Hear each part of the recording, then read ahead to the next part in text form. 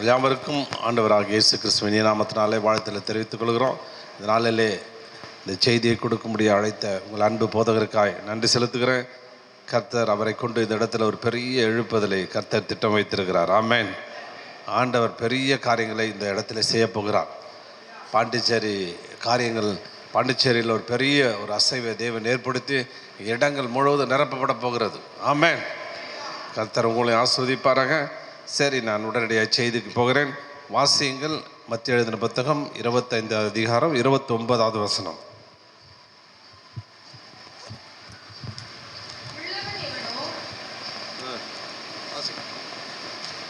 உள்ளவன் எவனோ அவனுக்கு கொடுக்கப்படும், பரிபூரணமும் அடைவான்.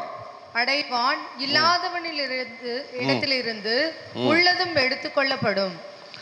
சரி, ஜெபம் பண்ணுவோம். எங்கள் அன்பின் நல்ல ஆண்டவரே, இந்த அற்புதமான வேலைக்காய் நன்றி செலுத்துறேங்க. தாவே கர்த்தர் உங்களுடைய வார்த்தையை அனுப்பும்படியாக ஜெபிக்கிறோம். ஆண்டவரே, எங்களை ஆண்டவரே ஊன்ற உங்களுடைய சமூகத்தில் கட்டப்பட்டு ஆண்டவரே உம்முடைய வார்த்தையோடு கூட ஆண்டவரே ஒரு தெளிவை கர்த்தர்களுக்கு ஏற்படுத்தி ஆண்டவரே உமக்கன்று இந்த உலகத்தில் வாழத்தக்கதாய், உமக்கன்று சாதிக்கத்தக்கதாய் கர்த்தர் உதவி செய்யும்படியாக ஜெபிக்கிறோம். நீர் பேசும், நாங்கள் கேட்கிறோம். இயேசுவின் நாமத்தில் ஜெபிக்கிறோம் பிதாவே, ஆமென். இந்த 29 வசனத்தை வாசிக்கும் போது, உள்ளவன் எவனோ அவனுக்கு கொடுக்கப்படும், பரிபூர்ணமும் அடைவான், இல்லாதவனிடத்திலிருந்து உள்ளதும் எடுத்துக்கொள்ளப்படும். எல்லாரும் நம்ம வாசிச்சிருப்போம். ஏன்னா இது பல நேரங்களில் இதை நான் வாசிச்சிருக்கும் போது எனக்கு ஒரு கருத்து என்ன வரும்னா, பணம் ஒருத்தர்கிட்ட இருக்குதுன்னா ஆண்டவர் எக்ஸ்ட்ராவாக பணம் கொடுத்துக்கிட்டே இருப்பார். பணம் ஜாஸ்தி ஆகிட்டே போகும். அவனுக்கு எக்கச்சக்கமாக கொடுத்துக்கிட்டே இருப்பார், சேர்த்துக்கிட்டே இருப்பார். எவன்கிட்ட இல்லையோ இருக்கிறதையும் பிடிக்கிடுவார். அவன் ரொம்ப கஷ்டப்படுவான் அப்படின்னு பல காரியங்களையும் நான் யோசிச்சுட்டு இருந்தேன். ஆனால் இந்த ஆண்டவர் பேசுவதெல்லாம் உண்மைகளாய் அவர் பேசுகிறார். சீஷெல்லாம் கேட்டாங்க, ஆண்டவரே நீங்கள் எப்போ பார்த்தாலும் வாயை திறந்தா ஊமையாக பேசுகிறீங்க, ஊமைகளாய் பேசுகிறீங்களே அப்படின்னு கேட்கும்போது ஆண்டவர் சொல்கிறாரு, காண்கிறவர்கள் குருடராக முடியாகும், குருடர்களுக்கு அதுக்கும் ஒரு ஊமையாக பேசுகிறீங்கன்னா அதுக்கு ஒரு ஊமை சொல்லிடுறார். அதனால் ஊமைகளை குறித்து நாம் வாசிக்கும்போது சற்று ரொம்ப கேர்ஃபுல்லாக வாசிக்கணும். ஒவ்வொரு புள்ளி, comma, full stop, colon, semicolon இதெல்லாம் ரொம்ப கவனித்தா தான் இந்த காரியங்கள் நமக்கு புறப்படும். சரி, உள்ளவன் எவனோ அவனுக்கு கொடுக்கப்படும், பரிபூரணமும் அடைவான், இல்லாதவனிடத்திலிருந்து உள்ளதும் எடுத்துக்கொள்ளப்படும். இந்த வார்த்தைகளை குறித்து பார்க்கும்போது இந்த வார்த்தைகளை ஆண்டவர் ஒரு ஊமைகளுக்கு நடுவிலே சொல்கிறார். ஒரு ஊமையை குறித்து சொல்லி அந்த ஊமைக்கு நடுவில் சொல்லிட்டு பின்னாடி பார்த்தீங்கன்னா 30ஆம் வசனம், பிரயோஜனமற்ற இந்த ஊழியக்காரனாகிய இவனை புறம்பான இருளிலே தள்ளி போடுங்கள், அங்கே பழுகையும் பற்கடிப்போம். அதுக்கு முன்னாடி பார்த்தீங்கன்னா அவனிடத்தில் ஒரு தாளந்து வாங்கினுடைய ஊமையை இந்த இடத்துல கொண்டு வந்துட்டு நடுவில் சட்டனாக இந்த ஒரு பகுதியை உள்ள நுழைச்சி உள்ளவனிடத்தில் உள்ளவனவன அவனுக்கு கொடுக்கப்படும், அவனுக்கு எக்ஸ்ட்ரா கொடுத்துக்கிட்டே இருப்பான், பரிபூர்ணம் அடைவான், அப்புறம் இல்லாதவனிடத்தில் எடுத்துக்கொள்ளப்படும் என்று இந்த வசனத்தை அவர் சொல்லுகிறார். இந்த காரியங்களை வாசிக்கும் பொழுது அது ஒரு ஊமை, உங்களுக்கு எல்லாம் தெரிந்த ஊமை தான். 18வது வசனத்தில் வாசிக்கும் பொழுது 5 பாருங்கள், 15வது வசனம் 25 அவனுடைய திறமைக்கு தக்கதாக ஒருவனிடத்தில் 5 தாளந்தும் ஒருவனிடத்தில் 2 தாளந்தும் அவர் கொடுத்து உடனே பிரயாணப்பட்டு போனான். 5 தாளந்தை வாங்கினவன் அவரிடத்தில் வியாபாரம் பண்ணி வேறு 5 தாளந்தை சம்பாதித்தான். அப்படியே 2 தாளந்தை வாங்கினவனும் வேறு 2 தாளந்தை சம்பாதித்தான். 1 தாளந்தை வாங்கின போய் நிலத்தில் தோண்டி அது எஜமானுடைய எதிர்ப்புறத்து திரும்பி அவரிடத்தில் கணக்கு கேட்டான். அப்புறம் 5வது வசனம் வாசிக்கும் பொழுது அப்போது ஆண்டவர் என்ன சொல்கிறாரு, 23வது வசனத்தில், உங்களுக்கு எல்லாம் படித்த வசனம் தான், அவனுடைய எஜமான் அவனை நோக்கி, நல்லது, உத்தமமும் உண்மையும் உள்ள ஊழியக்காரனே, நீ கொஞ்சத்திலே உண்மையாக இருந்தாய், அநேகத்தின் மேல் உன்னை அதிகாரியாக வைப்பேன், உன்னுடைய எஜமானுடைய சந்தோஷத்துக்குள் பிரவேசி என்றார். பாருங்க, உள்ளவன் அப்படின்னு பார்க்கும்போது ஒரு வார்த்தை அங்கு விடப்பட்டிருக்கிறது. உண்மையும் உத்தமும் உள்ளவன் எவனோ அவனுக்கு கொடுக்கப்படும். அல்லேலூயா. இந்த 29 வசனத்துல எல்லாம் சேர்த்து வாசிப்போம். எல்லாம் எடுத்துட்டீங்களா பைபிளை? உண்மையும் உத்தமம். ஹலோ, எல்லாம் வாசிக்கிறீங்களா? எல்லாம் சேர்த்து வாசிப்போம். 1 2 3. உண்மையும் உத்தமும் உள்ளவன் எவனோ அவனுக்கு கொடுக்கப்படும், பரிபூர்ணம் அடைவான். உண்மையும் உத்தமும் இல்லாதவனிடத்திலிருந்து உள்ளதும் எடுத்துக்கொள்ளப்படும். இதுதான் இந்த வசனத்தினுடைய தாற்பயம். இந்த வசனத்தை இந்த இடத்துல ஆண்டவர் அங்கே மேன்மைப்படுத்துகிறார். அப்போ உண்மை உள்ளவன், உண்மையும் உத்தமும் உள்ளவனவனோ. ஆண்டவர் பாருங்க, உங்களுக்கு எல்லாம் தெரியும், 5 தாலந்து ஒருத்தர் கொடுத்தார், 2 தாலந்து கொடுத்தார், 1 தாலந்து கொடுத்தார். அவர் கொடுத்துட்டு அக்கௌண்ட் கேட்குறார். அக்கௌண்ட் கேட்குறாருன்னா வெகு காலமான பின்பு ரொம்ப நாள் விட்டுட்டார், ஒன்றுமே கேட்கல. இப்போ நான் கம்பெனியில் வேலை செய்கிறேன்னு வச்சுங்க. எனக்கு கம்பெனியில் நிறைய பேர் வேலை செய்கிறாங்க. எனக்கு கம்பெனியில் வேலை செய்ய 9 மணிக்கு வரணுன்னா 8:45 போயிடுவேன். இல்லைன்னா ஃபோன் அடித்து 9 மணிக்கு வந்துட்டியா, இதை பண்ணிட்டியா, அதை பண்ணிட்டியா, அப்படி பண்ணிட்டியா, இதை செஞ்சிட்டியா, அதை செஞ்சிட்டியான்னு சொல்லிட்டு நான் கேட்பேன். சாயந்தரம் சீக்கிரமாக கிளம்பி போயிட போகிறான்னு சொல்லிட்டு ஃபோன் அடித்து கேட்பேன். இது உலக நீதி. உலகத்தில் நம்ம அப்படி தான் வேலை வாங்குகிறோம். ஆனால் ஆண்டவர் அப்படிலாம் வேலை வாங்குறது கிடையாது. உன்கிட்ட கொடுத்துட்டார், ஊழியக்காரனா அழிச்சிட்டார். உனக்கு இந்தாப்பா இந்த ஏரியாவை கொடுத்துட்டேன்ப்பா, வச்சுக்குப்பான்ட்டார். டெய்லி 5 மணிக்கு எழுந்திருக்கிறியா, 5:15 ஜெபம் பண்ணுறியா, 10 மணிக்கு போறியா, இங்கே போறியா, எந்த ஏரியாவை பார்த்தா, யார்கிட்ட போனேன், எந்த வீட்டுக்கு போனேன், பாடுத்தியா, தூங்குனேன்னு ஒரு கணக்கு கேட்குறதே கிடையாது. அல்லேலூயா, அல்லேலூயா. ஒரு கணக்கும் ஒரு அக்கௌண்ட்டும் கேட்குறதில்ல. ஆனால் விட்டுட்டு ஒரே டைமில் அக்கௌண்ட் கேட்பார். பட்டுன்னு ஒரு நாள் வருவார், ரொம்ப நாள் விட்டுட்டு அந்த எஜமானர் திருப்பி ஆனால் ஒன்று நிச்சயம், நீங்கள் கணக்கு கொடுத்தே ஆகணும். அல்லேலூயா, கணக்கு கொடுத்தே ஆகணும். கணக்கு கொடுக்காமல் ஒரு ஆளும் தப்பிக்கிறதே கிடையாது. கணக்கு கொடுத்து உட்காந்துருக்கிற ஒவ்வொருவரும் கணக்கு கொடுத்தாகணும். எல்லாத்தையும் குறித்து கணக்கு கொடுத்து, இன்றைக்கி பார்த்தீங்கன்னா ஆடிட்டிங்கில் வருஷத்துக்கு ஒரு வாட்டி ஆடிட்டிங் பண்ணுறாங்க. ஒரு வருஷம் கழித்து ஃபினான்ஷியல் இயர் லாப நஷ்டத்தெல்லாம் கணக்கு பார்த்து அவங்க இவ்வளோ இன்கம் டேக்ஸ் கட்டுறேன்னு சொல்லி சொல்கிறாங்க. ஆனால் உங்களுக்கு ஒரு வருஷத்துக்கு ஒரு வாரம்லாம் பார்க்க மாட்டார், ரொம்ப நாள் விட்டுருவார். எத்தனை வருஷம் விட்றாருன்னு தெரில, ஒரு வேளை இப்போ நித்தியத்தில் கொண்டு போய் நிறுத்துறாரான்னு தெரில. அன்னைக்கு பிடிச்சி வரின்னு கணக்கை கேட்பார். அல்லேலூயா, சோதரம். அப்போ அந்த மாதிரி ஒரு கணக்கை கேட்பார். அப்போ கணக்கு கேட்கும் பொழுது நம்ம என்ன சொல்ல முடியும்னு சொல்லப்படுறது. எறும்பை குறித்து சொல்லும் பொழுது எறும்புடைய ஞானம் அப்படின்னா அது பிரபுக்களும் தலைவனும் எவனுமே கிடையாது. ஒரு ஆள் ஆளோ டிக்கெட்டா இங்கே போ, அங்கே போ, இதை போ, அதை போ அப்படின்னு யாரும் எறும்புகளுக்கு சொல்கிறது கிடையாது. ஆனால் எறும்புக்கு ஒரு உணர்வு இருக்குது. அந்த எறும்புக்கு தனக்கு ஒரு அறிவு இருக்குது. அந்த அறிவை வச்சு யாருமே இல்லை, தலைவனும் இல்லை, நடத்துதெல்லாம் எவனும் இல்லை, கண்ணும் கிடையாது, காதும் கிடையாது, எதுவுமே கிடையாது எறும்புக்கு. ஆனால் உணர்வின் அடிப்படையில் அவைகள் வேலை செய்கிறது. கடின உழைப்புக்கு எறும்பை மாதிரி சொல்கிறானுங்க. எறும்பு ஊற கல்லை நுழையிட்டான்றானுங்க. எறும்பு ஊற கல்லை பொத்துக்கிட்டு வெளியே வந்துட்டியான்றானுங்க.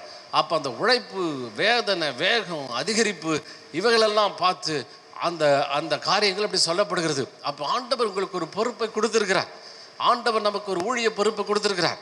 ஆண்டவர் நமக்கு ஒரு காலிங்க அழைத்து இருக்கிறார்.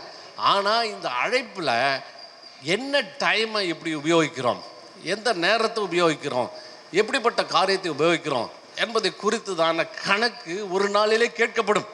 ஒரு நாளிலே பதில் சொல்லி ஆக வேண்டும். சாதாரணமாக இன்ஜினியரிங்கில் பார்த்தீங்கன்னா எஃபிஷியன்சி அப்படின்வாங்க, எஃபிஷியன்சி லெவல் அப்படின்வாங்க. ஒரு மிஷினை வச்சு ஒரு 100 பொருள் அடிக்க முடியும்னா இதை இன்னும் கொஞ்சம் எஃபிஷியன்சி லெவல் இன்க்ரீஸ் பண்ணுவாங்க. அதே ஒரு மிஷினை வச்சு 1 லட்சம் அடிக்க முடியுமான்னு பார்க்குறாங்க. நம்ம இந்திய நாடு ஏன் பின்தங்கி இருக்குன்னா, 1 லட்சம் அடிக்க மிஷினில் 100 தான் அடிக்கிறான். ஆனால் அமெரிக்காக்காரன் இன்னும் ஒரு அடி மேலே 1.5 லட்சம் அடிக்கிறான், 2 லட்சம் அடிக்கிறான். அப்போ அவங்க ரொம்ப முன்னாடி போகிறாங்க. இன்றைக்கி சைனாக்காரன் வந்துட்டோம். Production level, efficiency level. ஒரு ஆள் எஃபிஷியண்ட்டாக வெள்ளை போட்டிருக்காருங்க. அப்படி எப்பயும் ஒயிட் அண்ட் ஒயிட் தாங்க இருப்பாருங்க. எப்பயும் நேராக தாங்க நடப்பார், சைடில் திரும்ப மாட்டாருங்க, ஃபாஸ்டி இருப்பார். எல்லாம் நல்லது தான். என்ன எஃபிஷியண்ட்டாக இருக்க, எத்தனை பேரை கொண்டு வந்த, எவ்வளோ பண்ண. இது பார்த்தீங்கன்னா வியாபாரம் பண்ணுறாங்க. வியாபாரம் பண்ணி 5 10 ஆகிறான். இன்னும் சொல்லப்படுது திறமைக்கு தக்கதாய் அப்படின்னு போடுறது. இந்த திறமைன்ற வார்த்தை கிரீக் வேர்டில் வாசிக்கும் பொழுது டுனாமிஸ் என்ற வார்த்தை சொல்லப்படுகிறது, திறமை. அப்போ இந்த திறமை வேட உலகத்தின் திறமை இல்லை, இது தம்முடைய பிள்ளைகளுக்காக ஆண்டவர் dunamis is a miracle working power, controlling power, nature. இந்த இயற்கையின் மேல் அதிகாரம் செலுத்துகிற வல்லமை. அதில் திறமைகளை அதில் ஒவ்வொருத்தருக்கு திறமைகள் வித்தியாசப்படுது. அப்போ ஆண்டவர் உங்களை சும்மா கூப்பிடலை, உங்களுக்கான ஒரு எபிலிட்டியை கொடுத்துருக்கிறார், டுனாமிஸ் பவரை கொடுத்துருக்கிறார், பரிசுத்தாவுடைய வல்லமையை கொடுத்துருக்கிறார், பரிசுத்தாவுடைய அதிகாரத்தை கொடுத்துருக்கிறார். நீங்கள் ஆளுகை செய்ய முடியாய், நீங்கள் ஆளுகை பண்ணி எதாவற்றையும் ஜெயிக்கும்படி தரித்திரத்தை பற்றாக்குறையை நிறைவாக்க முடியாய் பரிபூரணத்துக்கு நேராக கொண்டு போக முடியாய் உங்களுக்கு அதிகாரத்தையும் பல கிருபைகளை தேவன் கொடுத்துருக்கிறார். அந்த அடிப்படையில் அதில் கிரேட் வித்தியாசத்தில் ஆண்டவர் 5, 2, 1 தாளந்தை கொடுத்துருக்கிறார். தாளந்து இல்லாத ஒரு ஆளும் கிடையாது. அல்லேலூயா. எத்தனை பேர் ஒத்துக்கிறீங்க? ஆமென். ஒன்றுமே இல்லைன்னு சொன்னீங்கன்னா நீங்கள் பொய் சொல்கிறீங்க. ஒன்றுமே இல்லைன்னா நீங்கள் காரியங்களை சொல்கிறீங்க.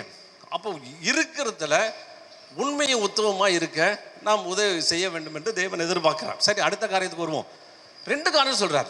உண்மை குணம், உத்தம குணம். அல்லேலூயா. எல்லாம் சொல்லுங்க. உத்தம குணம்.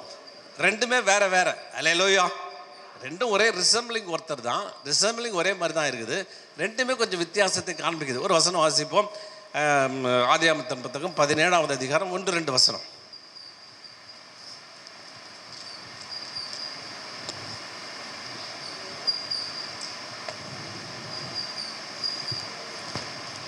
ஆபிரகாம் ம்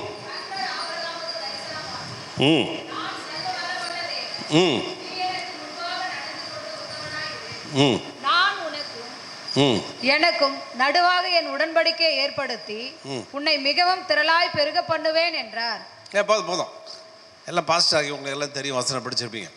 அப்போ அவர் சொல்கிறாரு, எனக்கு முன்பாய் நடந்து கொண்டு உத்தமனாயிரு. பர்ஃபெக்டாக இரு. இங்கிலீஷில் பர்ஃபெக்டாக இரு.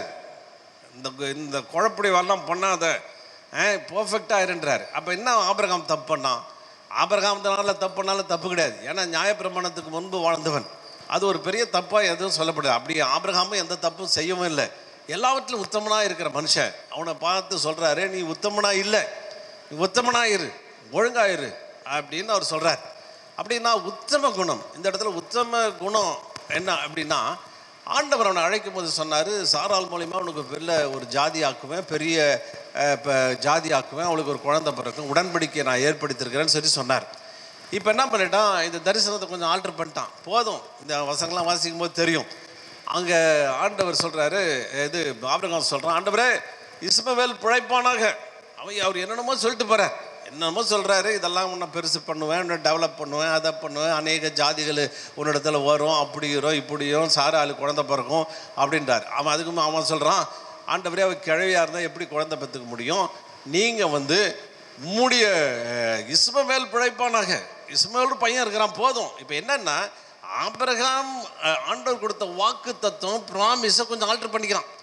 என்ன ஆல்ட்ரு பண்ணிக்கிறான்? போதும், இஸ்மவேல் 86 வயசில் ஒரு குழந்தை பிறந்திருக்குது, இந்த குழந்தைய வச்சு இஸ்மவேலை வச்சு அட்ஜஸ்ட் பண்ணிட்டு போக வேண்டியதான். ஒருவேளை நீங்கள் கூட ஒரு தரிசனம் உங்களுக்கு ஆண்டவர் கொடுத்துருப்பார். 100 கிராமம் ஊழியம் செய்யணும், 100 கிராமத்துக்கு சபையை கட்டுன்னு வேற ஒரு உங்களுக்கு தரிசனம் கொடுத்துருக்கான்னு வைத்துக்கொள்வோம். என்ன பண்ணிங்க, நடக்கிற அழைச்ச புரைச்சல், போராட்டம், பிரச்சனை, தரித்திரம், சூழ்நிலை, பல சூழ்நிலை போகும்போது, எப்போ வேணாண்டா, இருக்கிற இடமே ஒரே ஒரு இடம் போதும், ஏதோ ஒரு கிராமத்தில் ஊழியத்தை முடிச்சுக்குவோம், நம்ம என்னத்துக்கு ரொம்ப பெருசாக பண்ணணும் அப்படின்னு உங்கள் தரிசனத்தை ஆல்ட்ரு பண்ணுறது, அது ஒரு உத்தம குணம். அந்த உத்தம குணத்தை ஆல்ட்ரு பண்ணுறது, அதை சரி பண்ணிக்கிறது, தரிசனத்தை சரி பண்ணுறது. ஆண்டவர் அங்கே எச்சரிக்கை சொல்கிறார், இல்லை உனக்கு கொடுத்த தரிசனம் நிச்சயமாக நிறைவேறும். ஆமென், அல்லேலூயா. சோதரம் அப்போ கட்டாயம் நடந்தே தீரும். ஆல்ட்ரு பண்ணாத தரிசனத்தை, ஆண்டவர் கொடுத்த தரிசனத்தை ஆல்ட்ரு பண்ணாதீங்க, அதை அட்ஜஸ்ட் பண்ணாதீங்க, அதை வேறு மாதிரி மாற்றிக்காதீங்க. போதும் 10 பேர் இருந்தால் போதும். நான் 100 பேர் கிடைக்கும் தான் வந்தேன், போதும் 10 பேர். இந்த 10 பேர் அப்படியே கூட்டிகிட்டு போயிட்டு பரலோகத்தில் கொண்டு போய் சேர்த்தா போதுன்னு. இது நிறைய பேர் ஒரு காரியம். 10 பேர் போதுன்னா ஸ்தோத்திரம், 10 பேர் போகிறாங்களா என்னன்னு உனக்கே தெரியாது. இல்லை, நீ போகிறதே டவுட்டு, போகிறோமா வேண்டாமான்னு. இதில் 10 பேர் எப்படி போவாங்க? அது என்னமோ நீங்கள் தான் பரலோகத்துக்கு கொண்டு போகிறதுக்கு உங்களுக்கு என்னமோ ஸ்பெஷலாக இன்னும் ஓட்டிக்கிட்டு ஆடு மாடை ஓட்டிகிட்டு போய் சேர்க்க முடியும்? அப்படி ஏசு பார்த்தா 12 பேராக நிறுத்திட்டு இருக்கலாம். அவர் சொல்லிட்டாரு, உலகத்தினுடைய கடைசி பரியந்தம். ஹல்லேலூயா. எப்பா, எருசலேமில் எனக்கு ஆள் தேவை, யூதாவில் எனக்கு ஆள் தேவை, சமாரியாவில் எனக்கு தேவை, உலகத்தினுடைய கடைசி பரியந்தம். அமேசான் காடு இருக்கு பார், அந்த காட்டில் நரமாமிசம் சாப்பிட்றான் பார், புழுவை வெட்டி தின்றான் பார், அவனும் எனக்கு தேவை. ஹல்லேலூயா. கூடுமானால் இந்த உலகம் முழுவதும் ஆதாயப்படுத்தப்பட வேண்டும், ஜனங்கள் சந்திக்கப்பட வேண்டும். போதுன்றது உண்மையான வார்த்தை இல்லை, சரியான வார்த்தை இல்லை. அதில் பின்னாடி நம்ம வாசிப்போம். போதும் என்பது அது ஆவிக்குரிய வார்த்தையே கிடையாது. எனக்கு போதும், 10 பேர் போதும், 5 பேர் போதும் கிடையாது. இந்த பாண்டிச்சேரி முழுவதும் ரட்சிக்கும். எத்தனை பேர் வேணும்னு விரும்புறீங்க? அல்லேலூயா. சபை விரிவடைஞ்சே ஆகணும். இன்னும் இன்னும் இன்னும் டெவலப் பண்ணிட்டே இருக்கணும். இதுக்கு ஒரு முடிவுரை. எனக்கு போதுங்க, பணமா இது? ஆத்துமாக்கள் நிரப்பப்பட வேண்டும். ஆத்துமா கொள்ளை பொருளாக வேண்டும். 10 பேர். எத்தனை பேர்? 10 பேர் பத்தாது, 20 பேர் பத்தாது, 100 கணக்கில் ஆள் தேவை. ஹல்லேலூயா. இதுதான் ரைட் ஸ்பிரிட். பாருங்க, அந்த அந்த அந்த காரியங்கள் நம்ம கொஞ்சம் கொஞ்சமாக வருவோம். அப்போ ஆண்டவர் என்ன விரும்புகிறார்? போடாத, பார்டர் போடாத, நிறுத்தாத. ஆபிரகாம் மாதிரி போதும், இஸ்மவேல் போதும், அதோட முடிச்சுக்குவோம். வயசு ஆயிடுச்சு, இது ஆயிடுச்சு, சாராலு கழுவி ஆயிட்டா, எனக்கும் வயசாயிடுச்சு, எல்லாம் வயசாயிடுச்சு, இதோட வேலையை முடிச்சுட்டு எப்படா சங்கு ஊதுவாங்க, நேராக போய் எக்காலம் ஊதுவாங்க, நேராக போய் சேர்ந்துடலான்னு உட்கார்ந்துருக்காதீங்க. உங்களுடைய ஊழிய பணியை விரிவாக்குங்கள். அல்லேலூயா. உங்களுக்கு கொடுத்த தரிசனத்தை நிறைவேற்ற பிரயாசப்படுங்கள். கடைசி ரிட்டையர்மெண்ட் இல்லாத இது ஊழியம். வயசும் இல்லை இந்த ஊழியத்துக்கு. நீங்கள் செஞ்சுக்கிட்டே இருக்க வேண்டியதான். கடைசி செகண்டில் கூட நீங்கள் செஞ்சுக்கிட்டே இருக்க வேண்டியதான். அல்லேலூயா, அல்லேலூயா. அப்போ ஆண்டவர் அந்த உண்மை குணம், உத்தம குணம், உத்தமமாய் பண்ணலை. இப்போ ஒரு வியாபாரம் எடுத்துக்கொள்ளுங்க. இதில் பிறகு வியாபாரத்துக்கு நேரம் தான் சொல்லியிருக்கார். எல்லாம் எப்படி பிஸ்னஸ் எப்படி பண்ணுறீங்களோ அதே தான் ஊழிய பிஸ்னஸ். பிஸ்னஸ்னால் பண விஷயத்தில் சொல்லாது. அதை அப்படியே இப்போ சம்பாதிக்கணும். அவன் சம்பாதிக்கணும், கெயின் பண்ணணும், பெருக்கணும். ஆற்று மக்கள் 10 பேர் இருந்தாங்க இல்லையா? 10 பேரை வச்சுட்டு 10 வருஷம் ஓட்டிட்டு இருந்தா ஏதோ சம்திங் ராங் உங்கள்கிட்ட. 20 பேரை வச்சுக்கின்னு 25 வருஷம் ஓட்டிட்டு இருந்தா என்ன ப்ராப்ளம் உனக்கு? பெருக்கணும். மலட்டுத்தன்மை நீங்கணும். மலட்டு ஏன் வார்த்தையில் சொல்லிடுறீங்க? போதும் போதும் போதும் போதுன்னு. போதாது. ஆமென். அவனை பாருங்க, 10 20 5 10 ஆக்குறான், 10 இன்னும் இது பண்ணி போடா, இன்னும் செய்டான்னு சொல்றாரு. அப்ப பெருக்கத்தினுடைய விரிவாக்கத்தின் பணியை செய்ய வேண்டும். அப்போ ஒரு பிஸ்னஸ் நடக்குது. ஒரு பொட்டி கடை வச்சிருக்கான்னு வச்சுங்க. அந்த பொட்டி கடை அவன் பிஸ்னஸில் பண்ணால் 2 விஷயம் செய்யணும். என்ன விஷயம் செய்யணும்? காலையில் 7 மணிக்கு பொட்டி கடை திறக்கணும். அவர் 10 மணிக்கு திறக்கிறான்னு வச்சுங்க. ஆனால் நல்ல மனுஷன், அப்படியே தூக்கி இதாக வேலை செய்கிறாரு அப்படின்னு வச்சுங்க. அந்த பொட்டி கடை டெவலப் ஆகுமா? எப்படி டெவலப் ஆகும்? இல்லை ஒருத்தர் வேலைக்கு போகிறீங்க, ரொம்ப நல்லவருக்கு, இவர் தாங்க கிளர்க்காக வேலை செஞ்சுருக்கிறீங்க. கிளர்க்குன்னா ரொம்ப உத்தம குணம். லஞ்சம் வாங்க மாட்டார், எதுவும் வாங்க மாட்டார், எல்லாம் செய்ய மாட்டார், அவர் எதுவும் பண்ண மாட்டார். லஞ்சம் கஞ்சம் எந்த பிரச்சனையும் அவருக்கு கிடையாது. நல்ல மனுஷங்க அப்படின்வாங்க. ஆனால் வேலைக்கு வர்றது லேட்டு.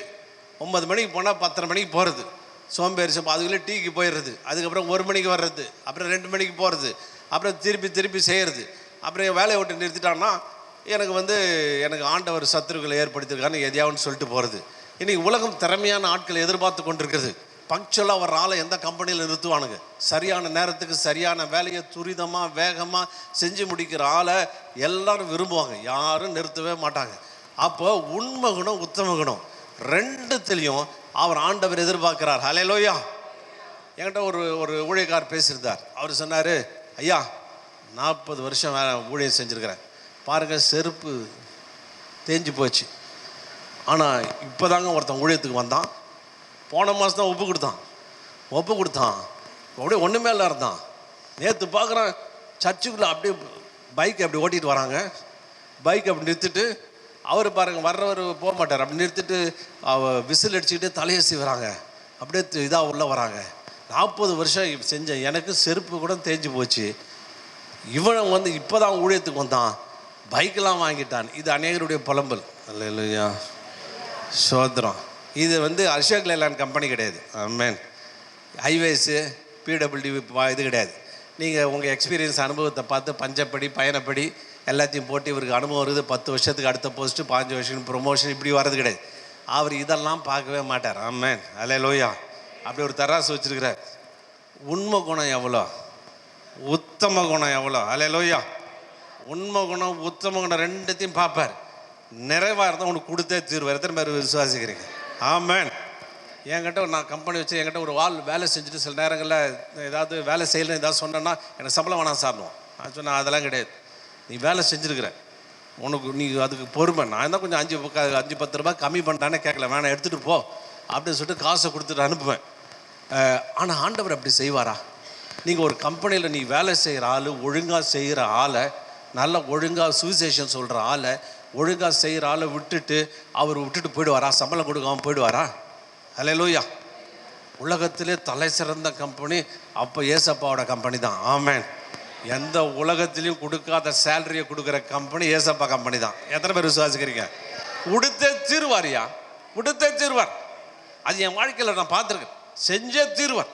சும்மா பாடு பாடு பாடுன்னு பாடை பற்றியே பேசி எல்லாரும் பாடாப்படுத்தாதீங்க. பாடுன்ற வார்த்தையே வேதாமத்தில் வேற மாதிரி போட்டிருக்குது. என்ன பாடுகள்? ஈசாக்கு விதைச்சான், 100 மடங்கு அறுவடை பெற்றுக்கிட்டான். அறுவடை பாடு எப்போ வருது? உன் மேலே பொறாமை கொண்டு அவன் 100 மடங்கு. அவனுங்களுக்கு எல்லாம் இது ஃபெயிலியரு, அக்ரிகல்ச்சர் ஃபெயிலியர், எல்லாம் ஃபெயிலியர். ஆனால் இவன் போட்டால் 100 மடங்கு வருது. பொறாமை. இந்த லேண்டை பிடுங்கடான்றான். அவன் போட்டிருக்கிற துறவை பிடுங்கடான்றான். தண்ணி நம்ம தோணுனா ஒன்றுமே வரல, இவன் தோணுனா தண்ணி இவ்வளோ வருது, பிடுங்கடான்னு பிடிக்கிறான். அதான் பொறாமை. இயேசு கிறிஸ்து சொன்னாங்க, நாடே அவர் பின்னாடி போகுதியா, க்ரௌடே அங்கே போகுது, எல்லாம் போகுது, நீங்களும் போய்விட மனதாக இருக்கலாம்னு கத்துறான். உடனே பொறாமையினாலே அவருக்கு விரோதமாக எழும்பி அவரை கொலை செய்தார்கள் என்று வேதவசனம் சொல்லுது. எப்போ? உன்னுடைய அபரித வளர்ச்சி, உன்னுடைய விரிவாக்கம், உன்னுடைய உயர்வு, இதை பார்த்த உடனே பொறாமைப்பட்டு உனக்கு தடையே கொண்டு வரது தான் பாடா வேதத்தில் சொல்லப்படுறது. நான் அறிஞ்ச வரலையும் அப்படி தான் எனக்கு தெரியுது. நீ இவனை விட்டா இவன் இன்னும் 100 பேரை கொண்டு வந்துடுவான், 500 பேரை கொண்டு வந்துடுவான், எல்லா சொத்தும் அங்கே போயிடும் இங்கே போயிடும். அவங்க அப்போ சில பாதப்படையில் அவ்வளோத்தையும் கொண்டாந்து வச்சானுங்க. ஐயோயோ விட்டா போயிடுன்ற பொறாமைனாலே நிரம்பி. எப்போ பொறாமை வரும்? தன்னை விட உயர்வா ஒரு ஆள் போனான்னா பொறாமை வரும். அல்லேலூயா. நம்மளே 5க்கு 10க்கு லாட்ரி அடிச்சா நம்மளை பார்த்து யார் பொறாமப்படுவா? அல்லேலூயா. ஆமாம். பாடுன்னா அதான் என் பாடு. நீ வளர்ச்சியை பார்த்து பொறாமப்பட்டு தடையை கொண்டு வரான் பாருங்க, அதான் பாடு. அதை விட்டுட்டு எதையோ போட்டு பாடாப்படுத்திட்டு உட்காந்துருக்கிறீங்க. அப்படியே நேரத்தை செலவு பண்ணிக்கிட்டு இதை பண்ணிட்டு உட்காந்துருக்கீங்க. அப்போ உண்மை குணம் ஒத்தமை குணம் ரெண்டுத்தையும் அவன் நிரூபிக்கிறான். நான் ஒரு பாஸுக்கு ஒரு பில்டிங் கட்டி கொடுத்தேன், என்னுடைய தொழில் கன்ஸ்ட்ரக்ஷன். அப்போ சொல்லும்போது சொன்னார், பிரதர் எனக்கு சீக்கிரம் முடிச்சுடுங்க. ஏன்னு இல்லை, நான் வெளிநாடு போகணும் அப்படின்னாரு. உடனே இது வெளிநாடு போகணும், உடனே வெளிநாடு போயிட்டு வந்துடுவீங்களாண்ணே? இல்லை, நான் யூரோப்பில் ஒரு 3 மாதம் இருப்பேன், அப்படியே போயிட்டு அமெரிக்கா போயிட்டு அங்கே ஒரு 6 மாதம் இருப்பேன், 9 மாதம் இந்த பக்கம் வரமாட்டேன்னார். அல்லேலூயா. என்னங்க 9 மாதம் வெளிநாட்டில் நிற்கிறீங்களா அப்படின்னு கேட்டுட்டு, இங்கே என்ன பாஸ்டர் படிச்சிருக்கேன்னு அவர் சிரிச்சுட்டு சொன்னார், நான் வந்து எஸ்எல்சி ஃபெயிலு, என் வேலை வந்து இந்த லைனில் ஏறி ஃபியூஸ் போடுறது தான் என் வேலை.